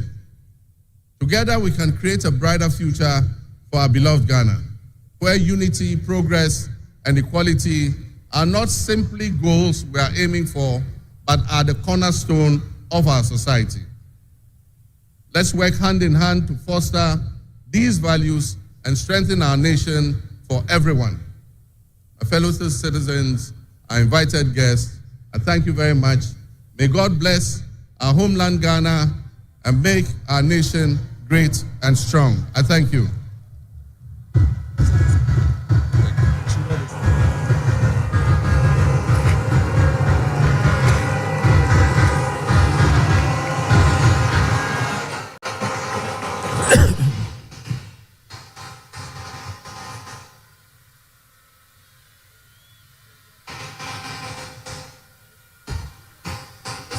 Yeah.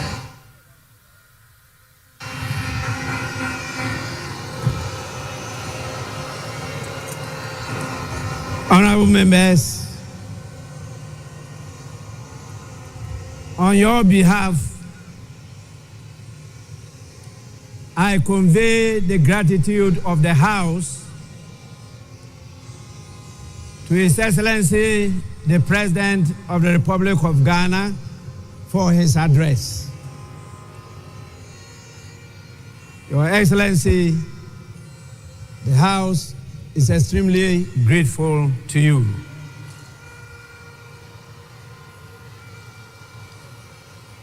Honorable members,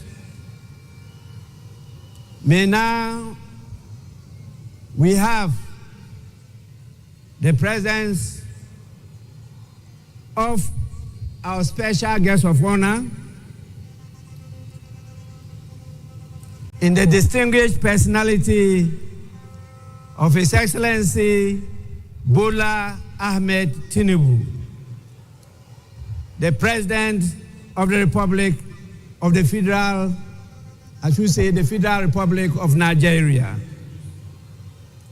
It is my honor to now invite him to deliver his address. Your Excellency, you are welcome to do so now.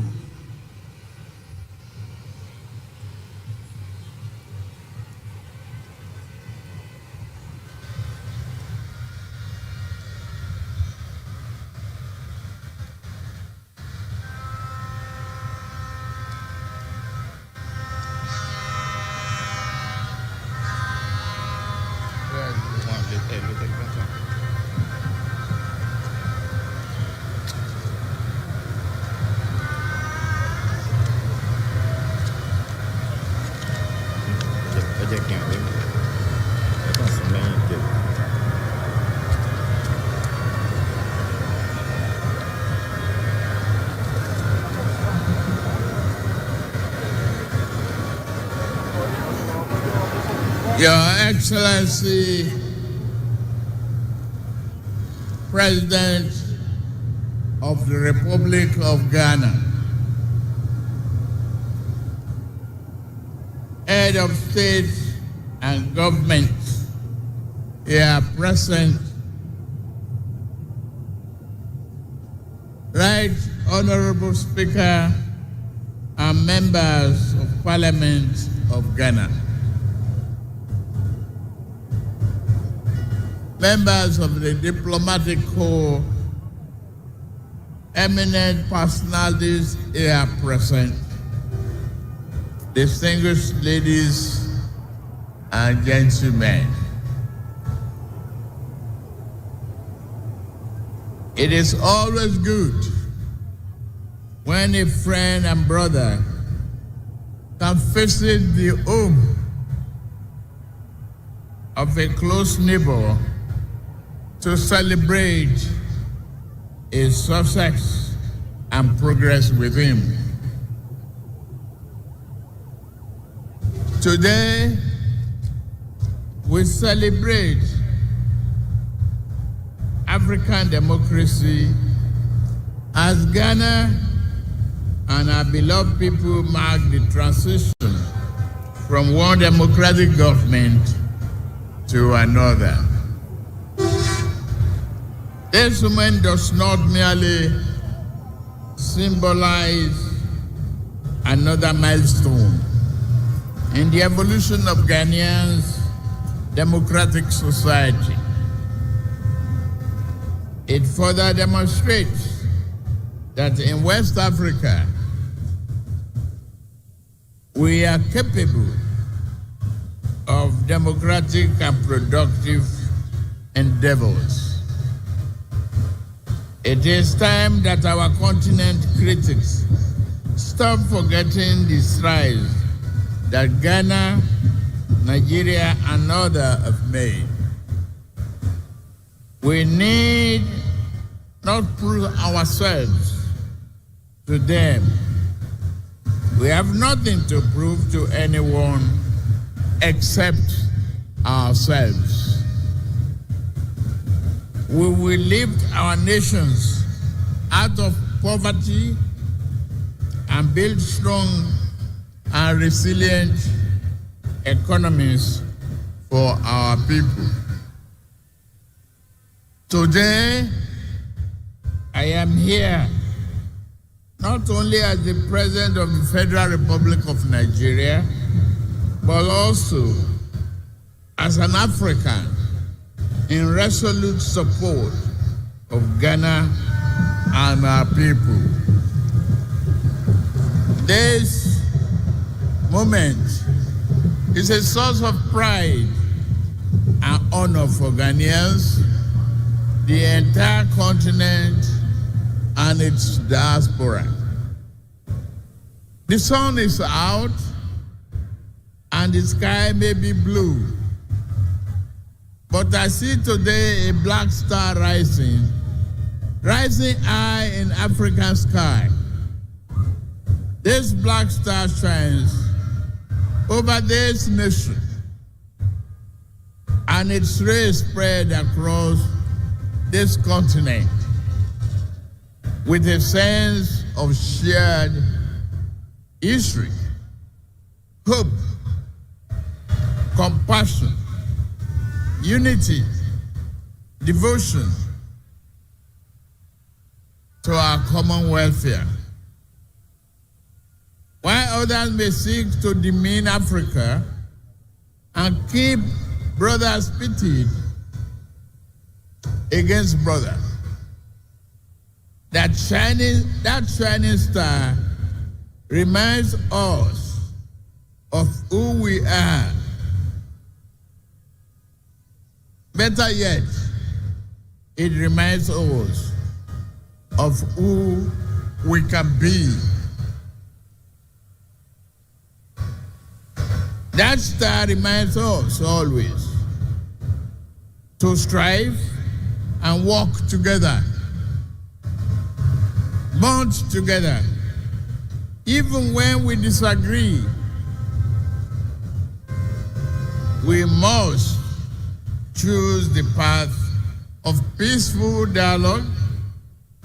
Never can we do harm to our brothers, nor can we permit any outsider to disrupt our bonds of brotherhood. The spirit of Ghana, the first Republic President, Osagyefo Dr. Kwame Nkrumah, is here present today, lifting that star higher and higher. Just as Ghana draws inspiration and a well of strength from Kwame Nkrumah and many of his past leaders, Nigeria similarly draws inspiration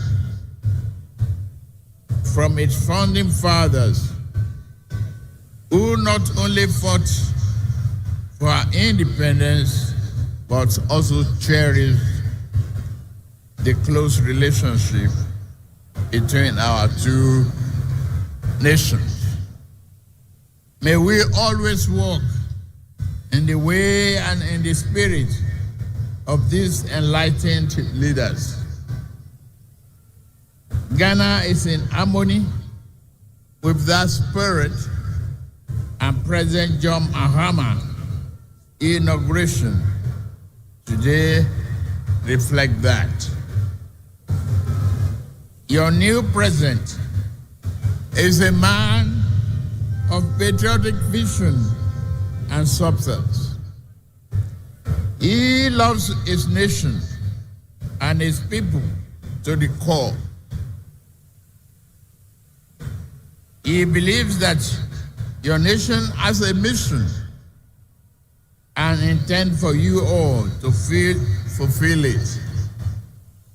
No one can ask more of a leader than that. President John Mahama and I share a deep friendship. My dear brother, I am here to walk with you. You know you can count on Nigeria's support at any given time. You call on me. We are your brothers and sisters. We shall always be there for you. May your administration be a profound success and progress for you, Ghanaians, and the entire region. I am confident that new government under the leadership of President John Mahama we work with Nigeria to strengthen this powerful bond, leading to greater shared progress, prosperity for the people of our two nations. I have no doubt that your administration will bring about positive change and progress. Your accession to the power should also mark a new and invigorating momentum in pursuing sub-regional and integration and progress. With laser focus, we can tackle our people's most pressing problem of poverty, youth unemployment, instability, insurgency, and many other problems hampering our desired progress. May Ghana's democracy continue to grow stronger. May progress and prosperity be your portion. Let us all look forward to a future filled with hope, opportunity, and progress. God bless Ghana and its beloved people. God bless Federal Republic of Nigeria and its beloved people. God bless ECOWAS. God bless our beloved Africa. I thank you for your kind attention. God bless you.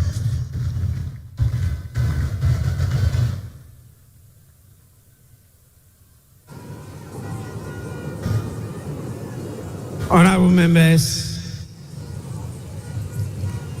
we are indeed inspired by the warm words of His Excellency, the President of the Federal Republic of Nigeria.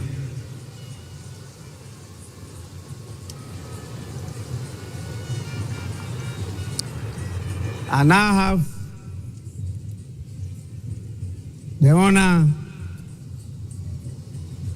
to, on your behalf, invite the visiting heads of state and former presidents to congratulate the President of the Republic of Ghana.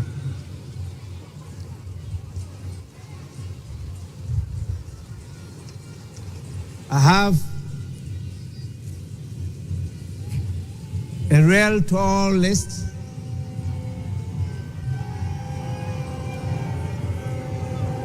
It is my hope and prayer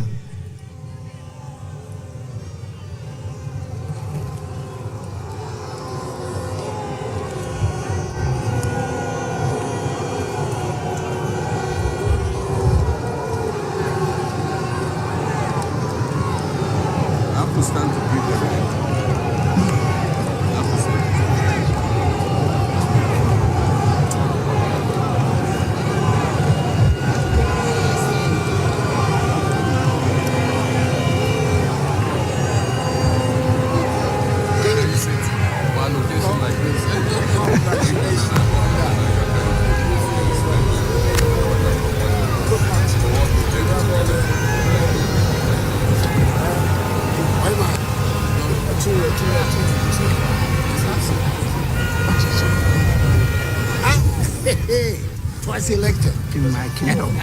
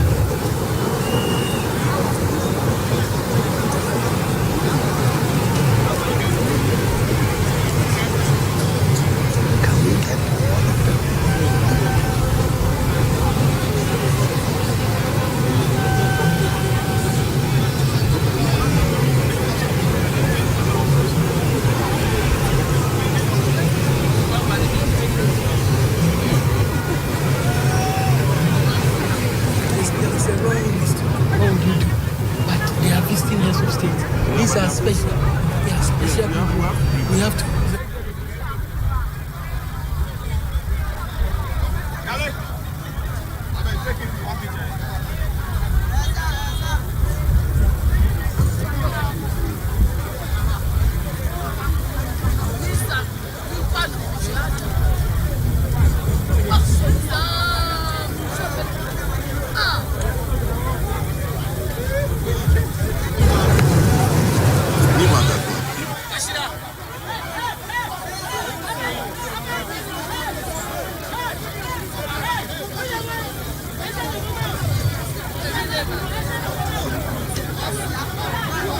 As highlighted by the President and our special guest of honor, His Excellency Ahmed Bola Tinubu of the Federal Republic of Nigeria. Now, what else? What is the next on the agenda? Because very soon we will witness. Honorable members, I will now, on your behalf, call the names of our distinguished dignitaries, the heads of states and presidents from various countries, to come to congratulate His Excellency, the President of Ghana. And I will start with our special guest, the President, the Commander-in-Chief, and the Head of State of the Federal Republic of Nigeria, the person of His Excellency Bola Ahmed Tinubu, to lead in this whole exercise. Your Excellency, you may proceed to do so now.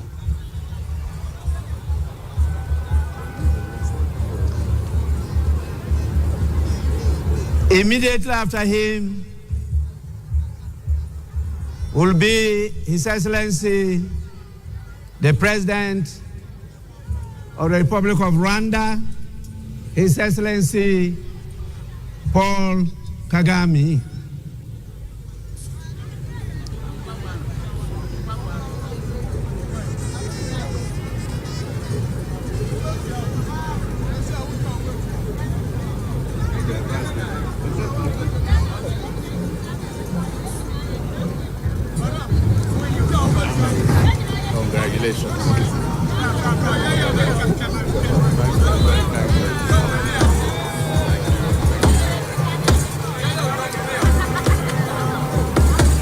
Then follows His Excellency the President of the Republic of Togo, His Excellency Faure Gnassingbé. After him comes His Excellency the President of Benin, the Republic of Benin, in the person of Patrice Talon.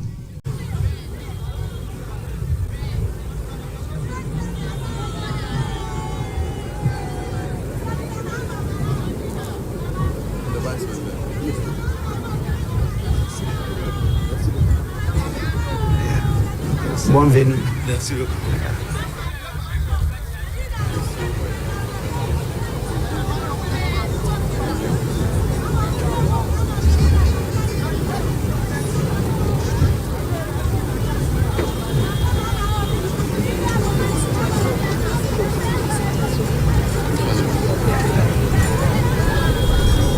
Félicitations.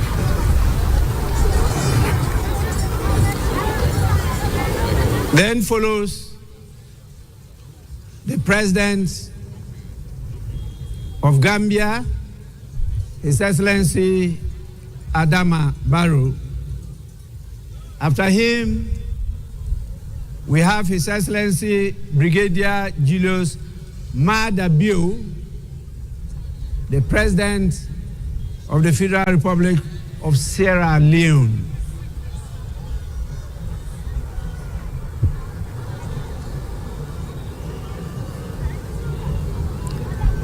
Immediately follows His Excellency Felix Antoine Tshisekedi Chilombo, the President of the Democratic Republic of Congo.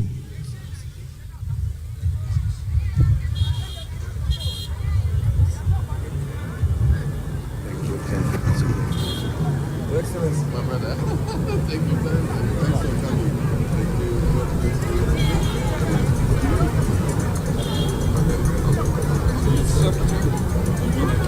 Yes, you're fine.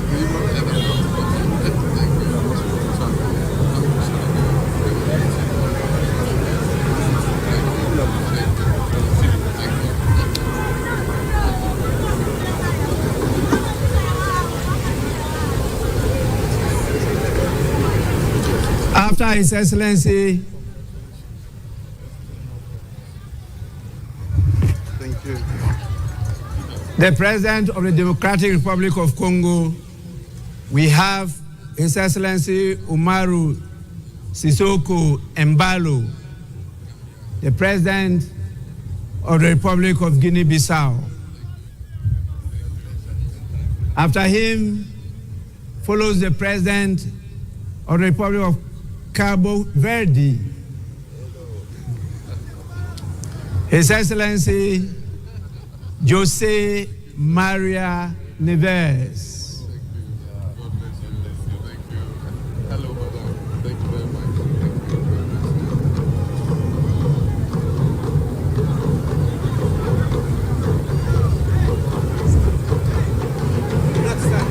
The Black Star.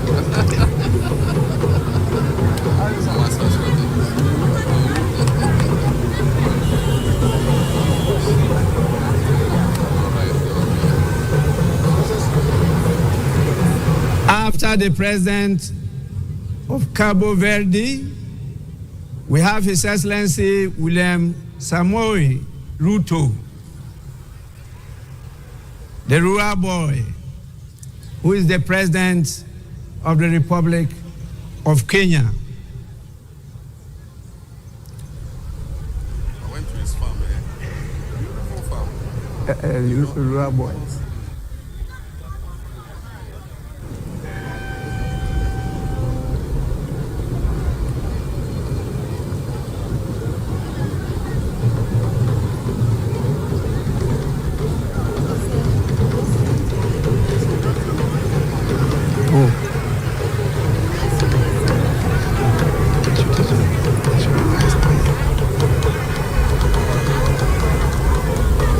Congratulations, Professor. Many congratulations. Congratulations again. Mr. Speaker. The rural boy. Thank you very much. You're welcome.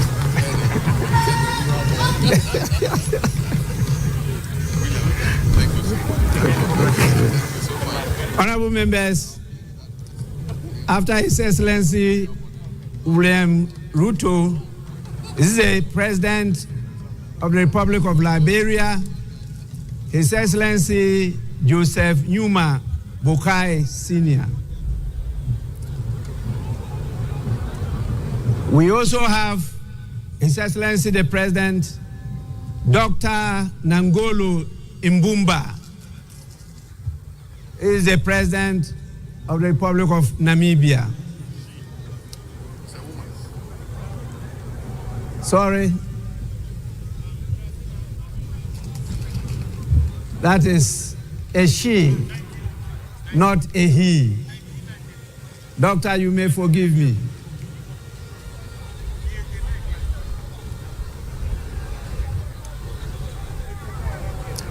After Her Excellency,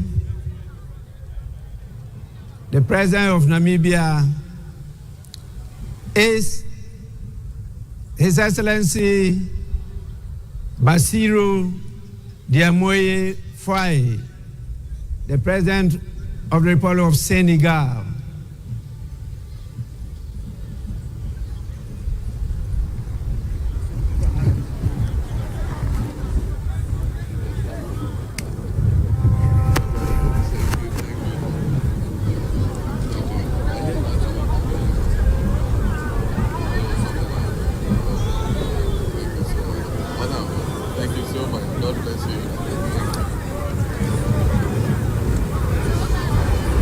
We then have the President of the Republic of Chad, in the person of His Excellency Mahamat Idris Deby Itno.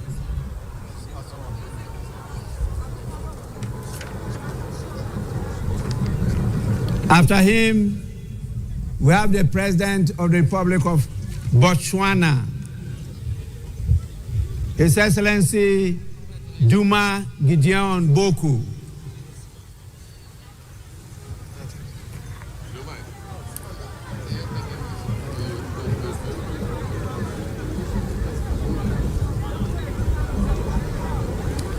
After him comes the head of state of the strong people of Burkina Faso, His Excellency Captain Ibrahim Traoré.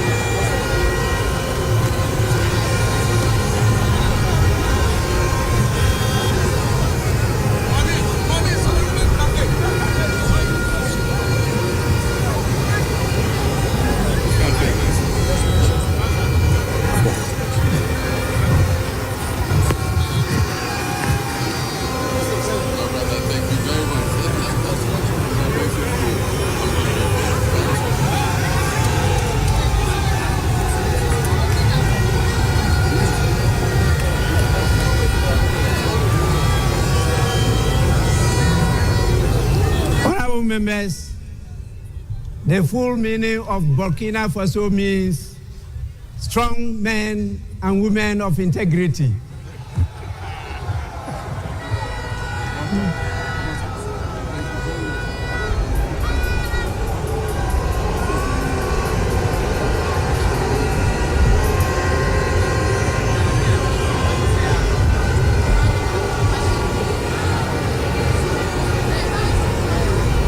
We have His Excellency Brigadier General Brice Clotaire Oligui Nguema, the President of the Republic of Gabon. After him, we have His Excellency Mamadi Doumbouya, who is the President of Guinea-Conakry. And after him, we have the Prime Minister, Abdoulaye Maïga. He's the Prime Minister of Mali.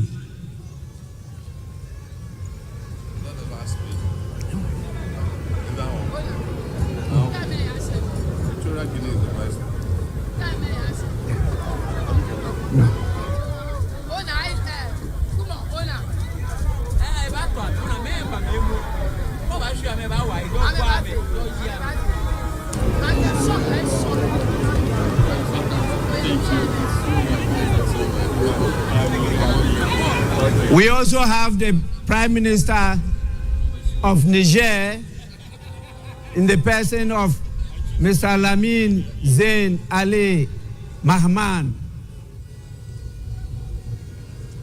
and the Prime Minister of Haiti, His Excellency Fritz Alphonse Jean.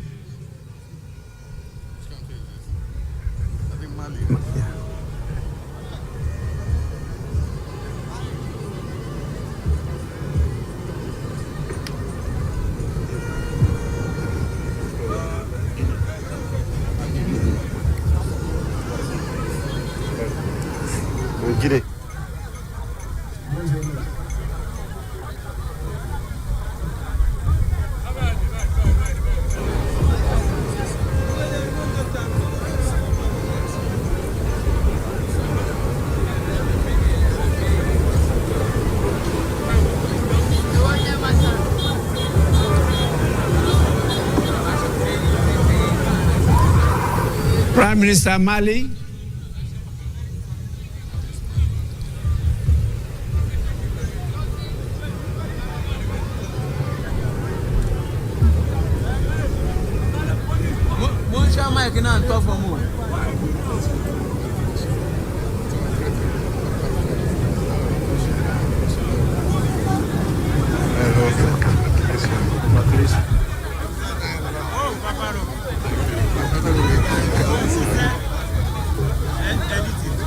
Niger, Prime Minister of Niger. After him is the Prime Minister of Haiti.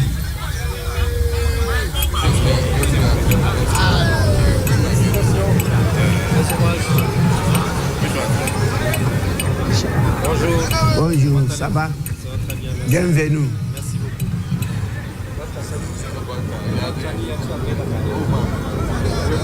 After that, we have the Vice President of Equatorial Guinea, the person of His Excellency Teodoro Obiang Nguema Mbasogo.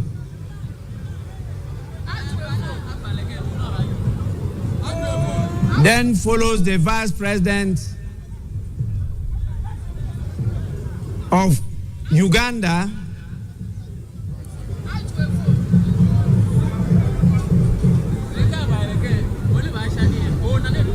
the person of Jessica Rose Epel Alupo.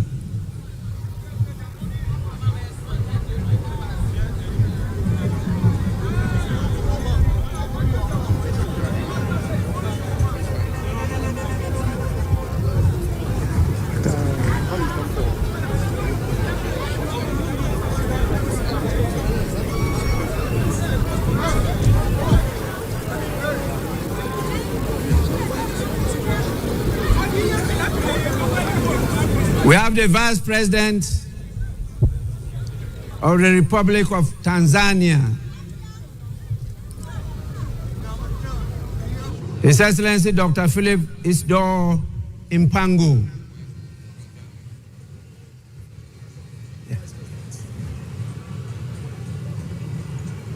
That is rather the Vice President of Tanzania.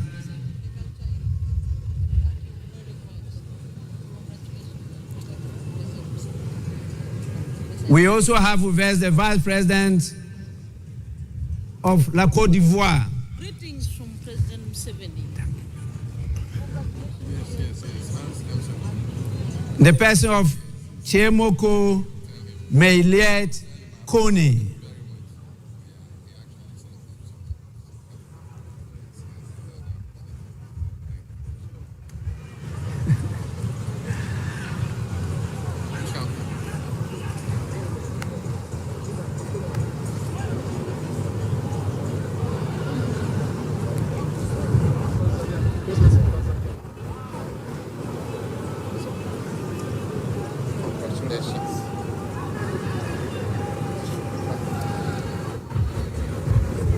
Tanzanite. Thank you. Good to see you. How's my sister? She's fine. She sends her regards. La Côte d'Ivoire.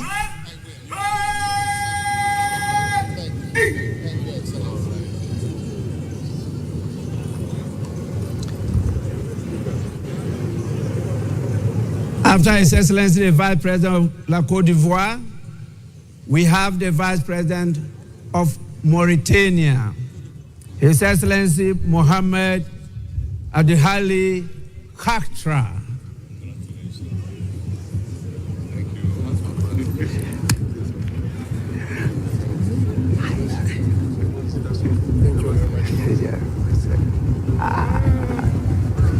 Congratulations.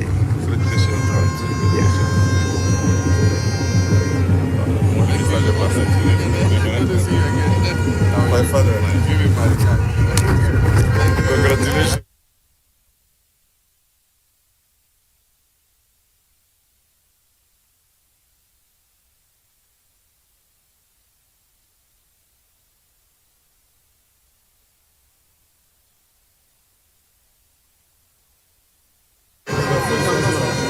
Thank you. Vice President of Mauritania,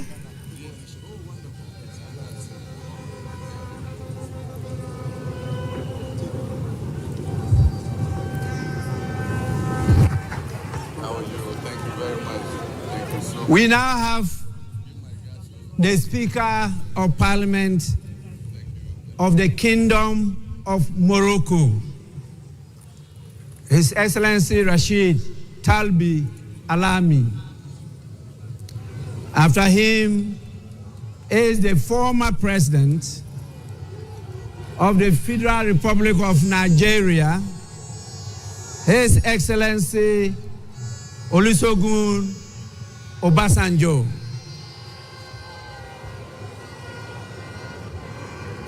Together with his younger brother, the former President of Nigeria, His Excellency Goodluck Ebele Jonathan.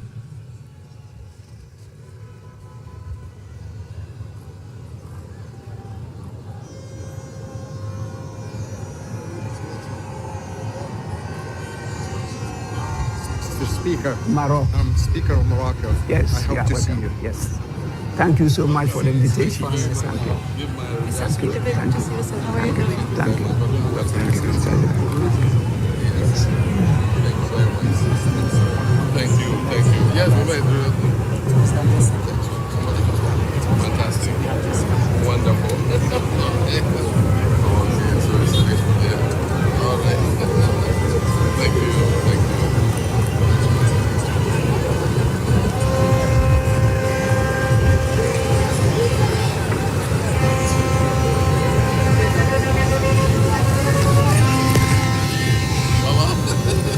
Thanks for coming.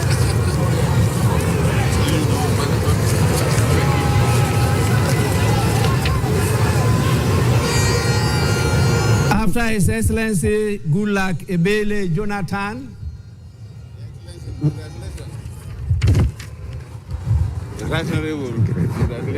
My brother. we have the former President of Liberia, in the person of Her Excellency Ellen Johnson Sirleaf.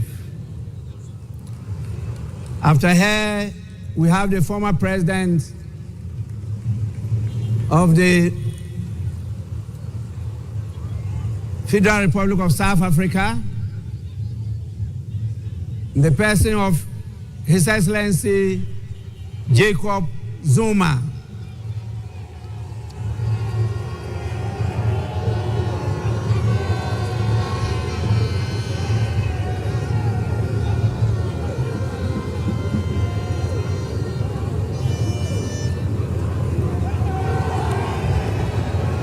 After the former President of South Africa, we have the former President of Germany, His Excellency Christian Wolff.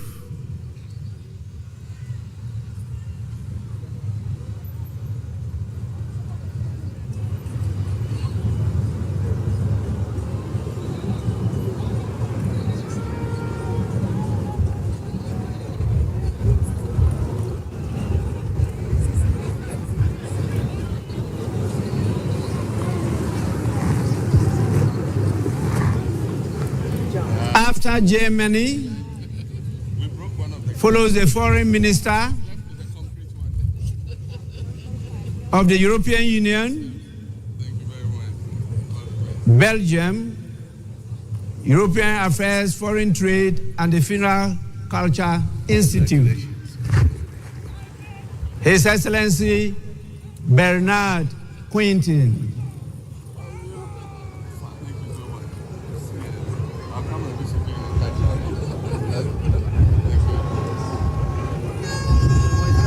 Chairman. Thank you very much. Thanks for coming. Mr. Chairman. Yes. Good to see you, Speaker. Thank you. Thank you very much. After the Foreign Minister of EU, we have the Senior Minister, His Excellency Jean-Jacques Broya, of Congo, Brazzaville. Well done, well done. All the best for your administration. After Congo, Brazzaville, we have the Minister for Africa, the United Nations, the Commonwealth and Human Rights of United Kingdom. Speaker, yes. In the person of Lord Collins of Highbury. That's right. No, thank you. Thank you so much. We have to start working. After him comes the Minister for Defense of Zimbabwe, Honorable Opa Michinguri Kashiri.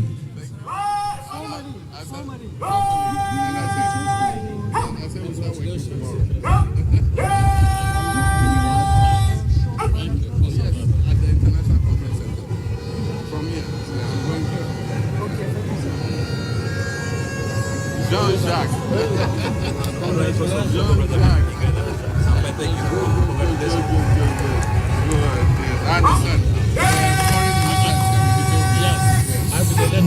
President Baumia.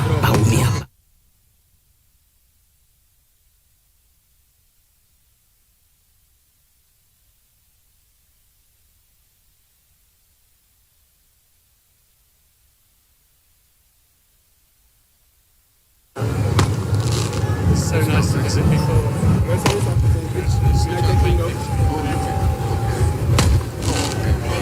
Look at you. Good to see you.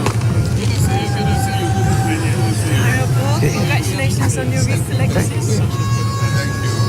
Harriet has been a wonderful ambassador. We're all proud of her. I thought she stayed on ground.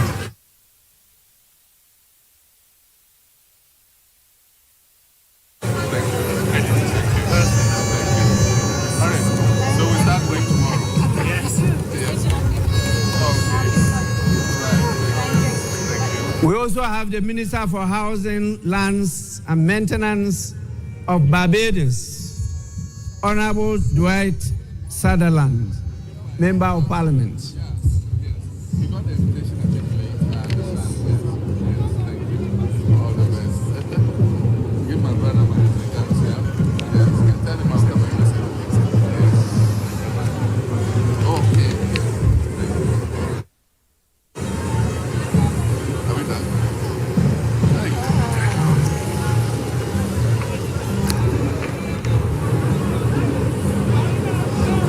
Trying to do this.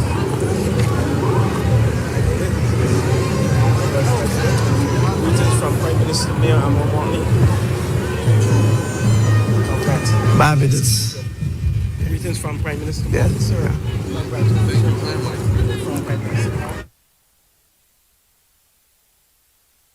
It's quite long. I have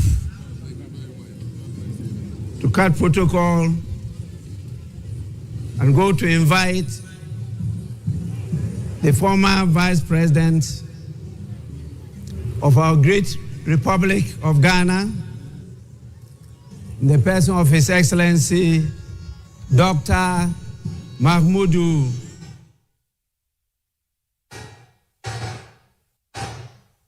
Baumia. At the end, we invite Modena. And then also maybe Chairman of Council of Elders and the General Secretary. It's a long list.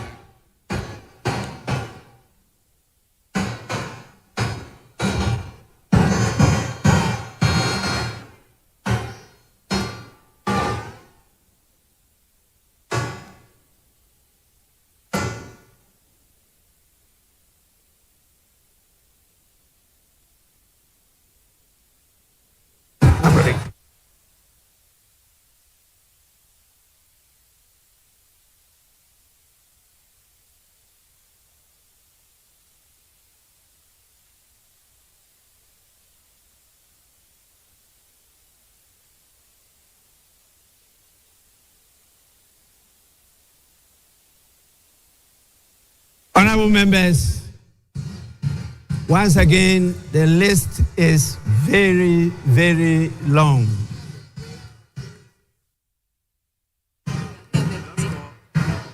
I will now invite the President of the ECOWAS Commission, in the person of His Excellency Dr. Omar Eliu Toure.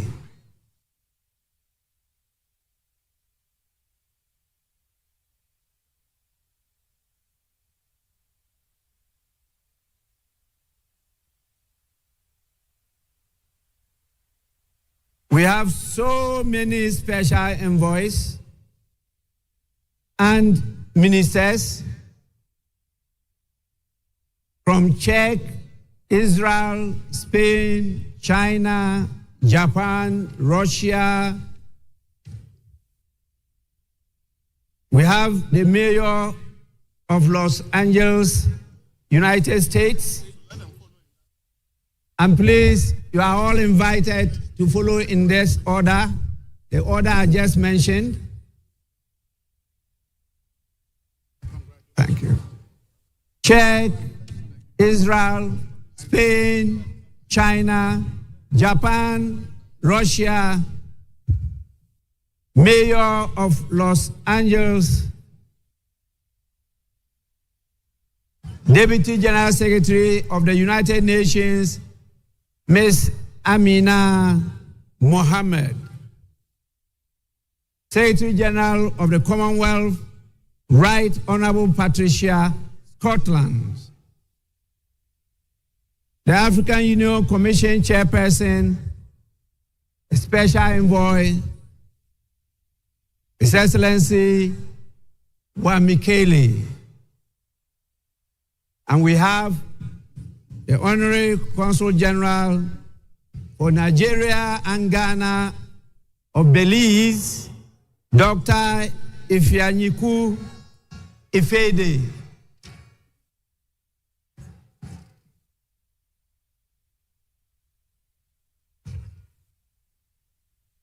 Congratulations, Speaker. Speaker, expecting the meeting.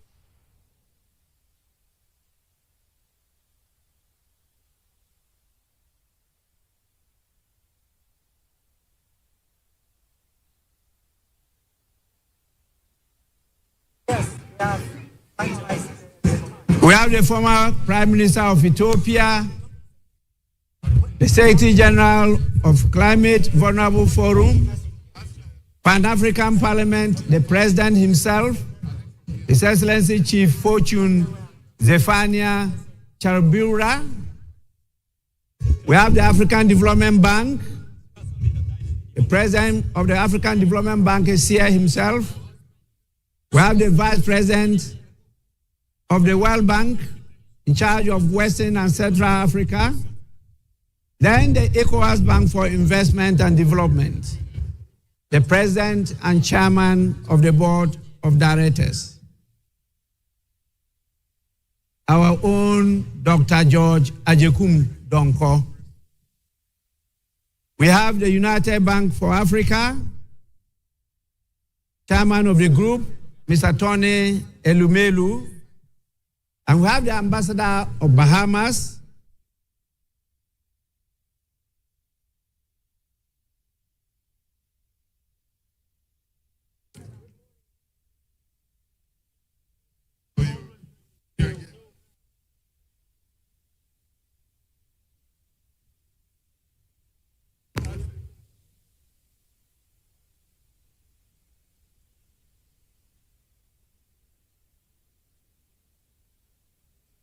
yes.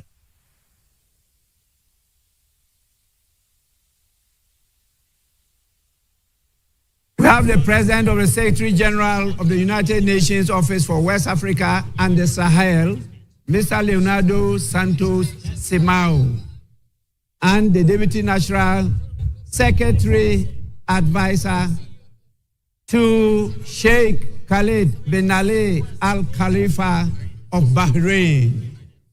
And then the Executive Director of Africa Development Bank Group,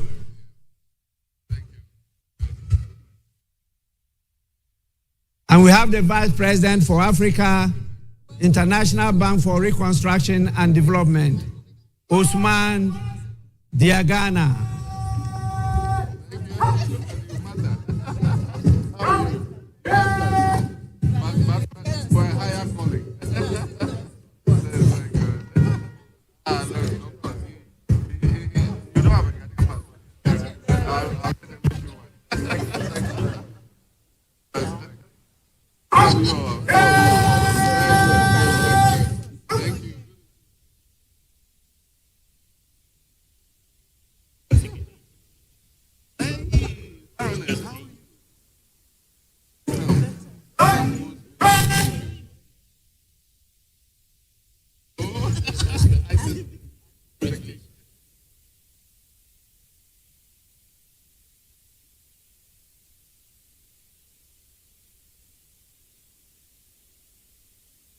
After all this, I will invite the former speakers of our parliament.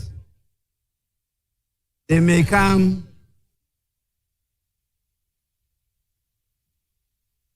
congratulate His Excellency the President.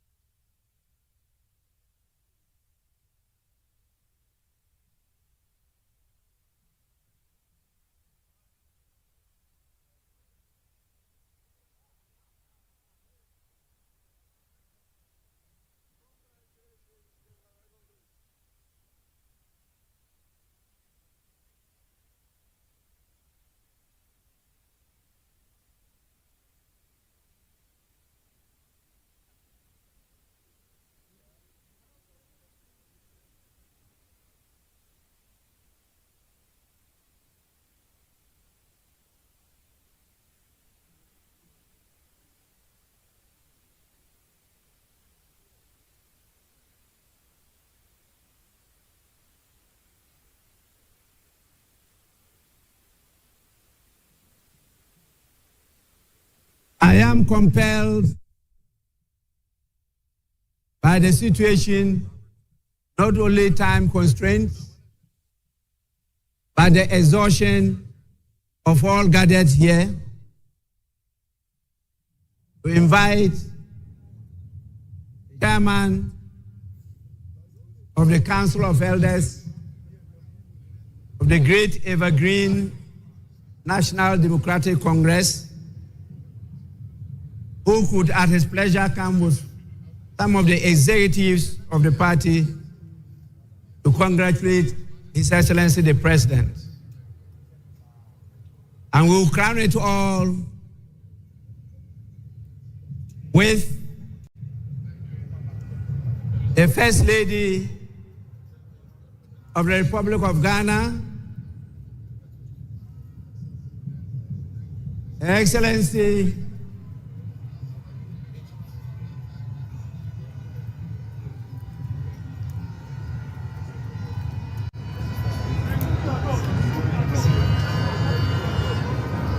Her Excellency Dramani Mahama.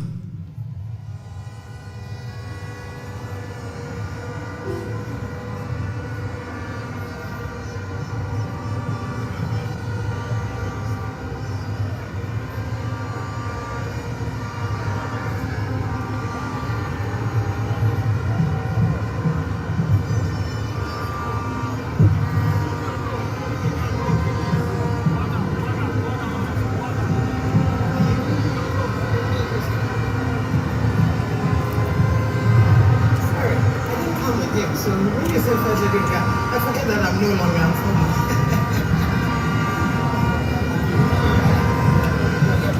sorry for that.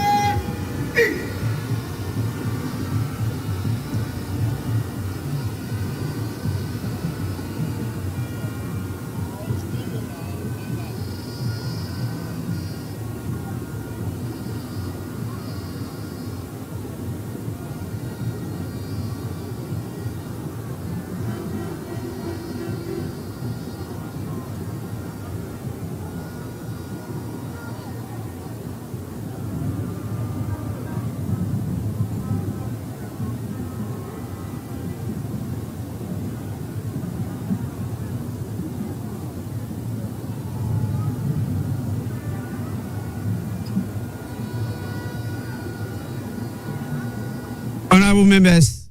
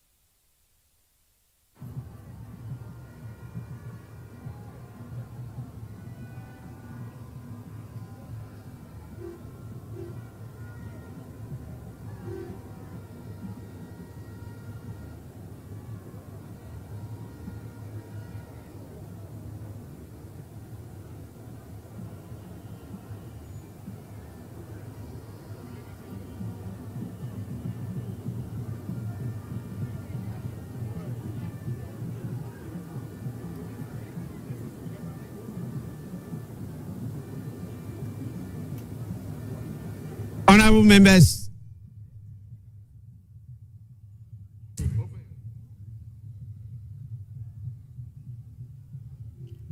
honorable members,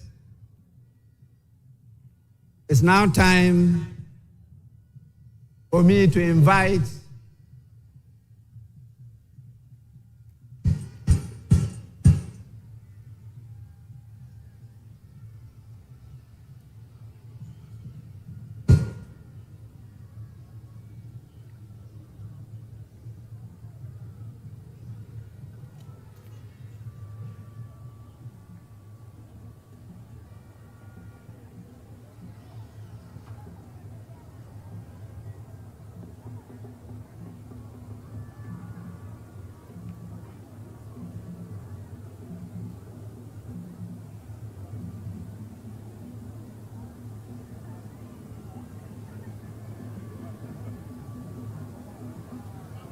I will now invite the leaders of the House, the majority and the minority leaders, to come and give an indication as to where we proceed to from here.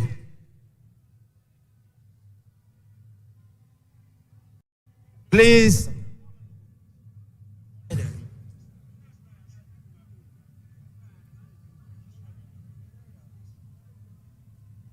the majority and the minority leaders.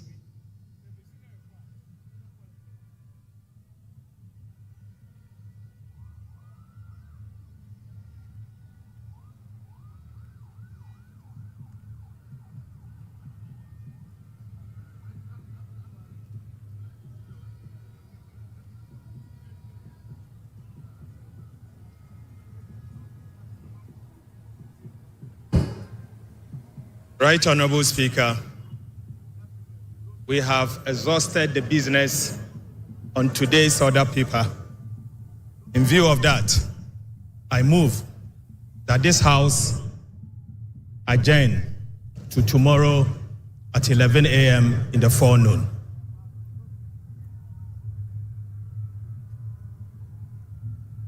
Mr. Speaker, it is the desire of the minority that this House be suspended so we continue to do business in fulfillment of the 24-hour economy. However, if the majority leader so pleases, I shall second his motion for adjournment. Thank you very much. Honorable members,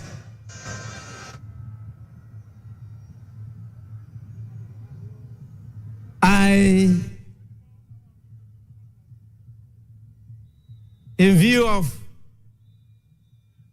what your leaders have said,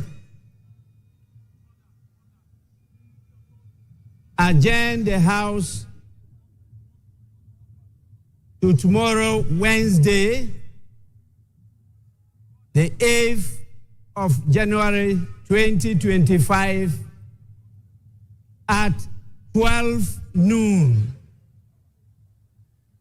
The sitting is accordingly adjourned.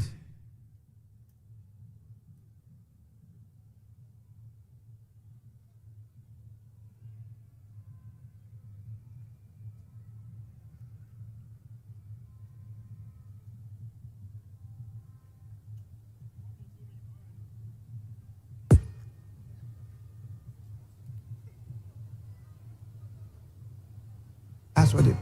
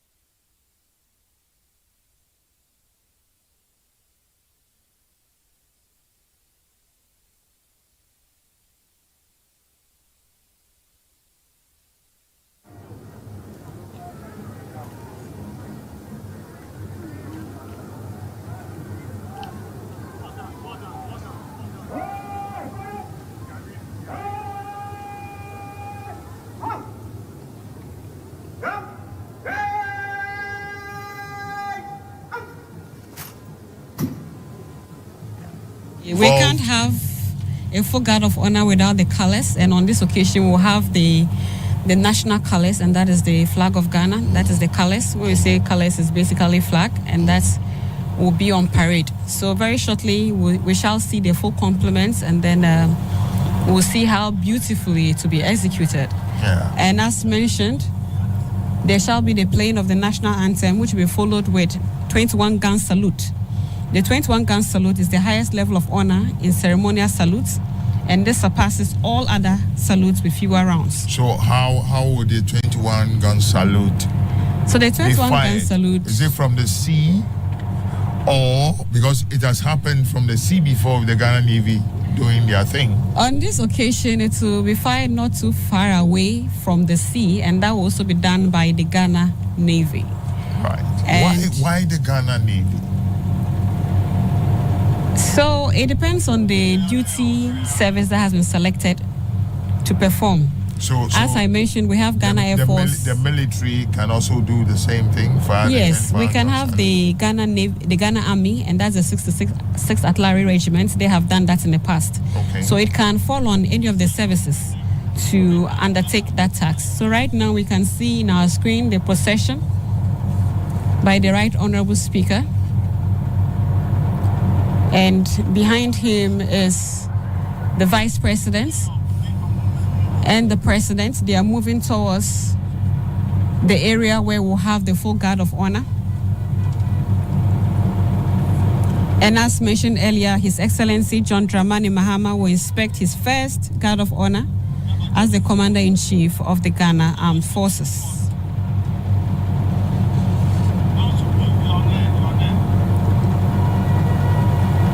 So we are now having the procession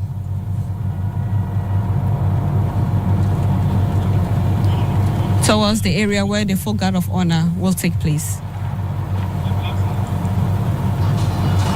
You have in your screen there the ceremonial agencies also escorting. Ladies and gentlemen, officials of Parliament, the Vice President, and the President of the Republic of Ghana are recessing from the chamber. The President, His Excellency John Dramani Mahama, will now inspect his first guard of honor as the Commander-in-Chief of the Ghana Armed Forces and the 9th Parliament President of the 4th Republic of Ghana.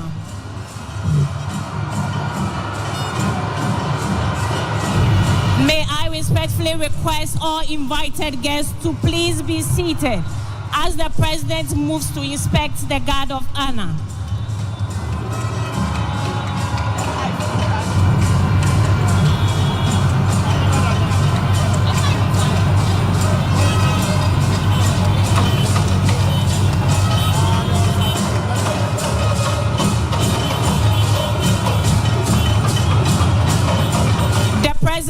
will be accompanied by the Vice President, the Speaker of Parliament, the Chief Justice, and his ceremonial aide-de-camp to the saluting days.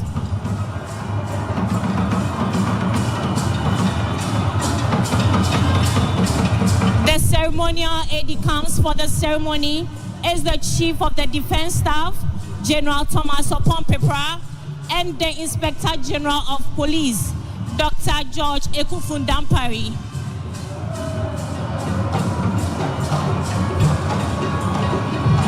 Honor is a military ceremony performed on special occasions to convey respect, dignity, and solemnity. A guard of honor is a formal gesture offered to dignitaries such as heads of state, government, distinguished guests, the guard of honor is under the command of Lieutenant Ghana Navy Kenneth Opoku. The second in command is Sub-Lieutenant Harrison Na. The color ensign is Sub-Lieutenant Richard Abwaji Sapon. The conducting warrant officer is Chief Petty Officer Class 2 Kwa Richard. The color escorts are Petty Officer Class 2 Amure Koko Daniel and Petty Officer Class 2 Owusu Emmanuel. Defense Staff General Thomas Opon-Pepra. Shall we please be upstanding for the national anthem and the 21 gun salute, as mentioned earlier.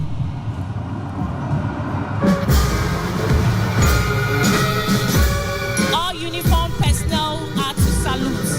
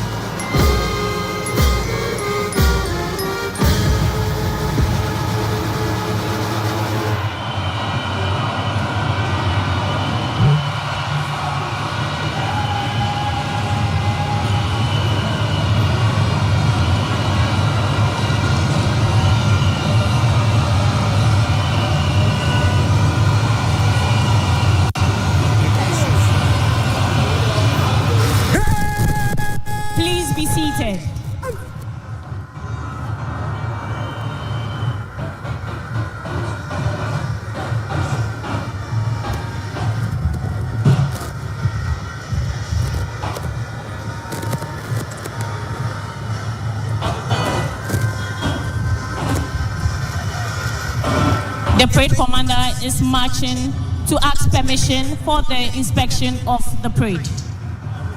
Good afternoon, Your Excellency. Presidential Inauguration Ceremony, Guard of Honor from the Guard mounted by the Ghana Navy, 3 officers, 96 rank and file, with the Ghana Navy regimental band in attendance, ready for inspection.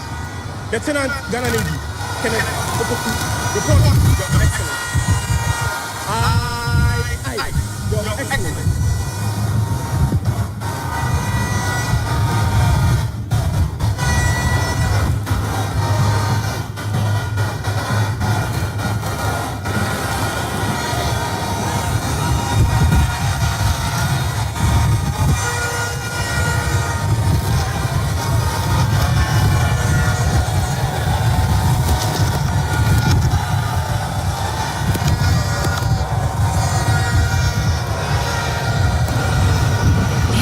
Your Excellencies, distinguished guests, ladies and gentlemen, this morning we have the Navy Regimental Band on parade.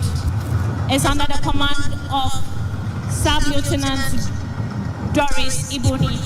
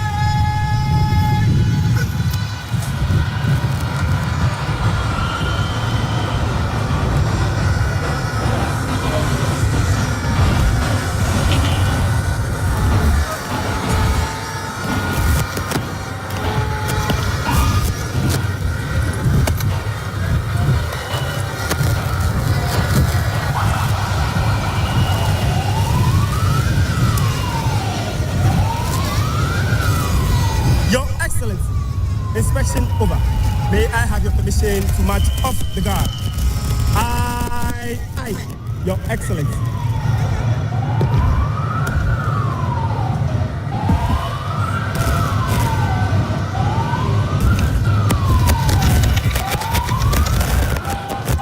Distinguished invited guests, ladies and gentlemen, this marks the end of the inauguration of His Excellency John Dramani Mahama as the President of the Republic of Ghana and Commander-in-Chief of the Ghana Armed Forces and the Vice President, Professor Jane Nana Opoku Ajiman. Distinguished invited guests, ladies and gentlemen, let's all remain seated as the President takes leave of us.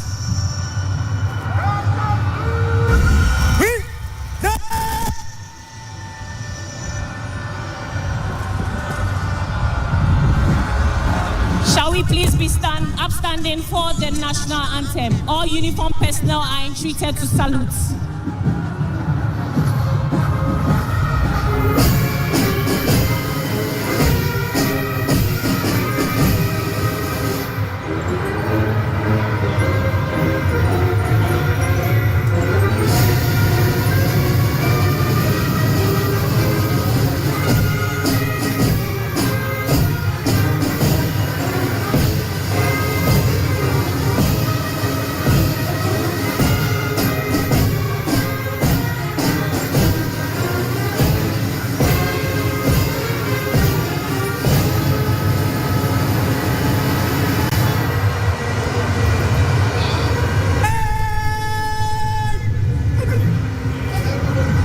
Distinguished invited guests, ladies and gentlemen, let's all remain seated as the President takes leave of us. Please be seated.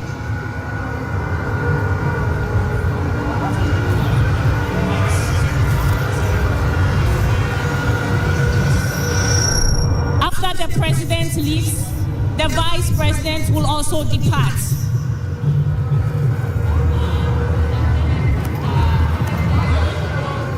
After the Vice President, followed by the Speaker of Parliament and the Chief Justice, her ladyship.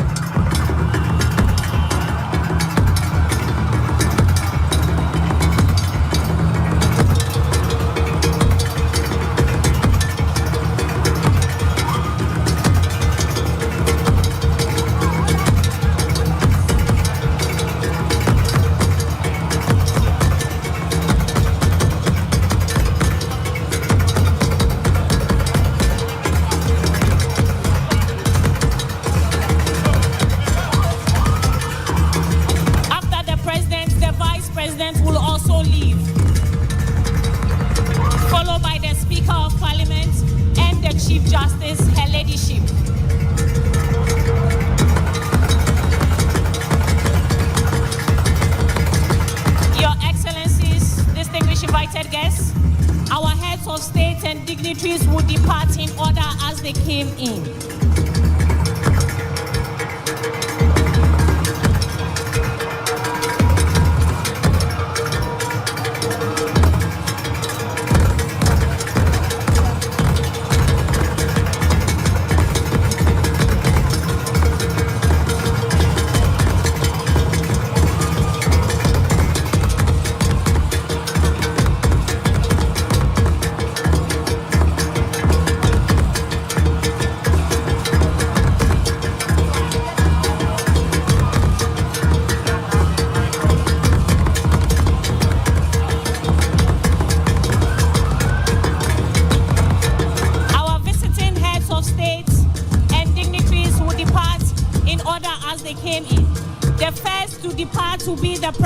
of Nigeria, followed by Benin, Burkina Faso, Cape Verde, Côte d'Ivoire, Congo-Brazzaville, Democratic Republic of Congo, Equatorial Guinea, Egypt, The Gambia, Guinea, Guinea-Bissau, Kenya, Liberia, Mali, Mauritania, Niger, Namibia, Rwanda, Senegal, Sierra Leone, South Africa, Uganda, Tanzania, Togo, Botswana, Barbados, Morocco, and Gabon.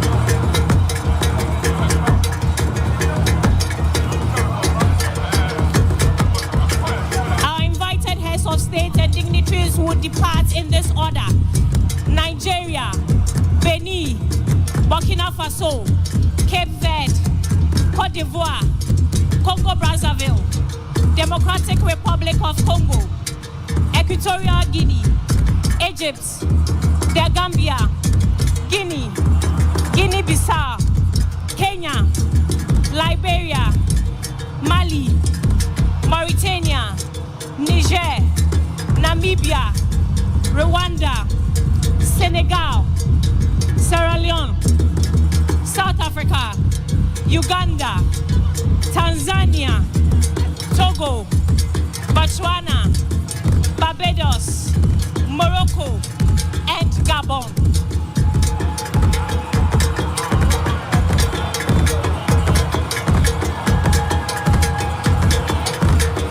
After which His Excellency John Ajekum Kufuor will also depart, followed by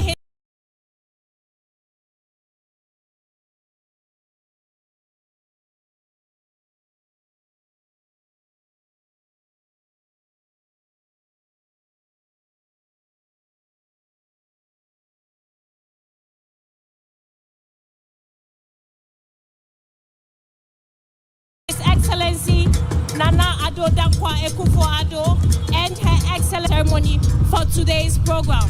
Thank you.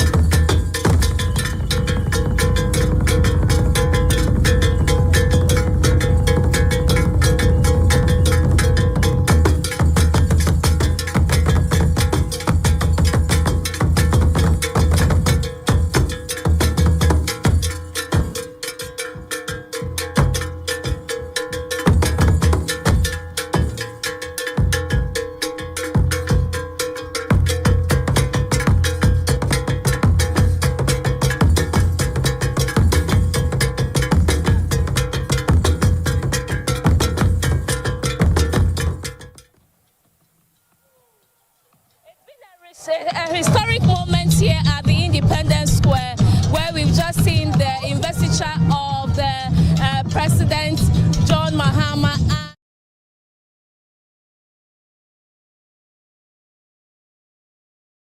Historic moment because for Ghana, this is the first time we are having a female vice president, and the atmosphere here has been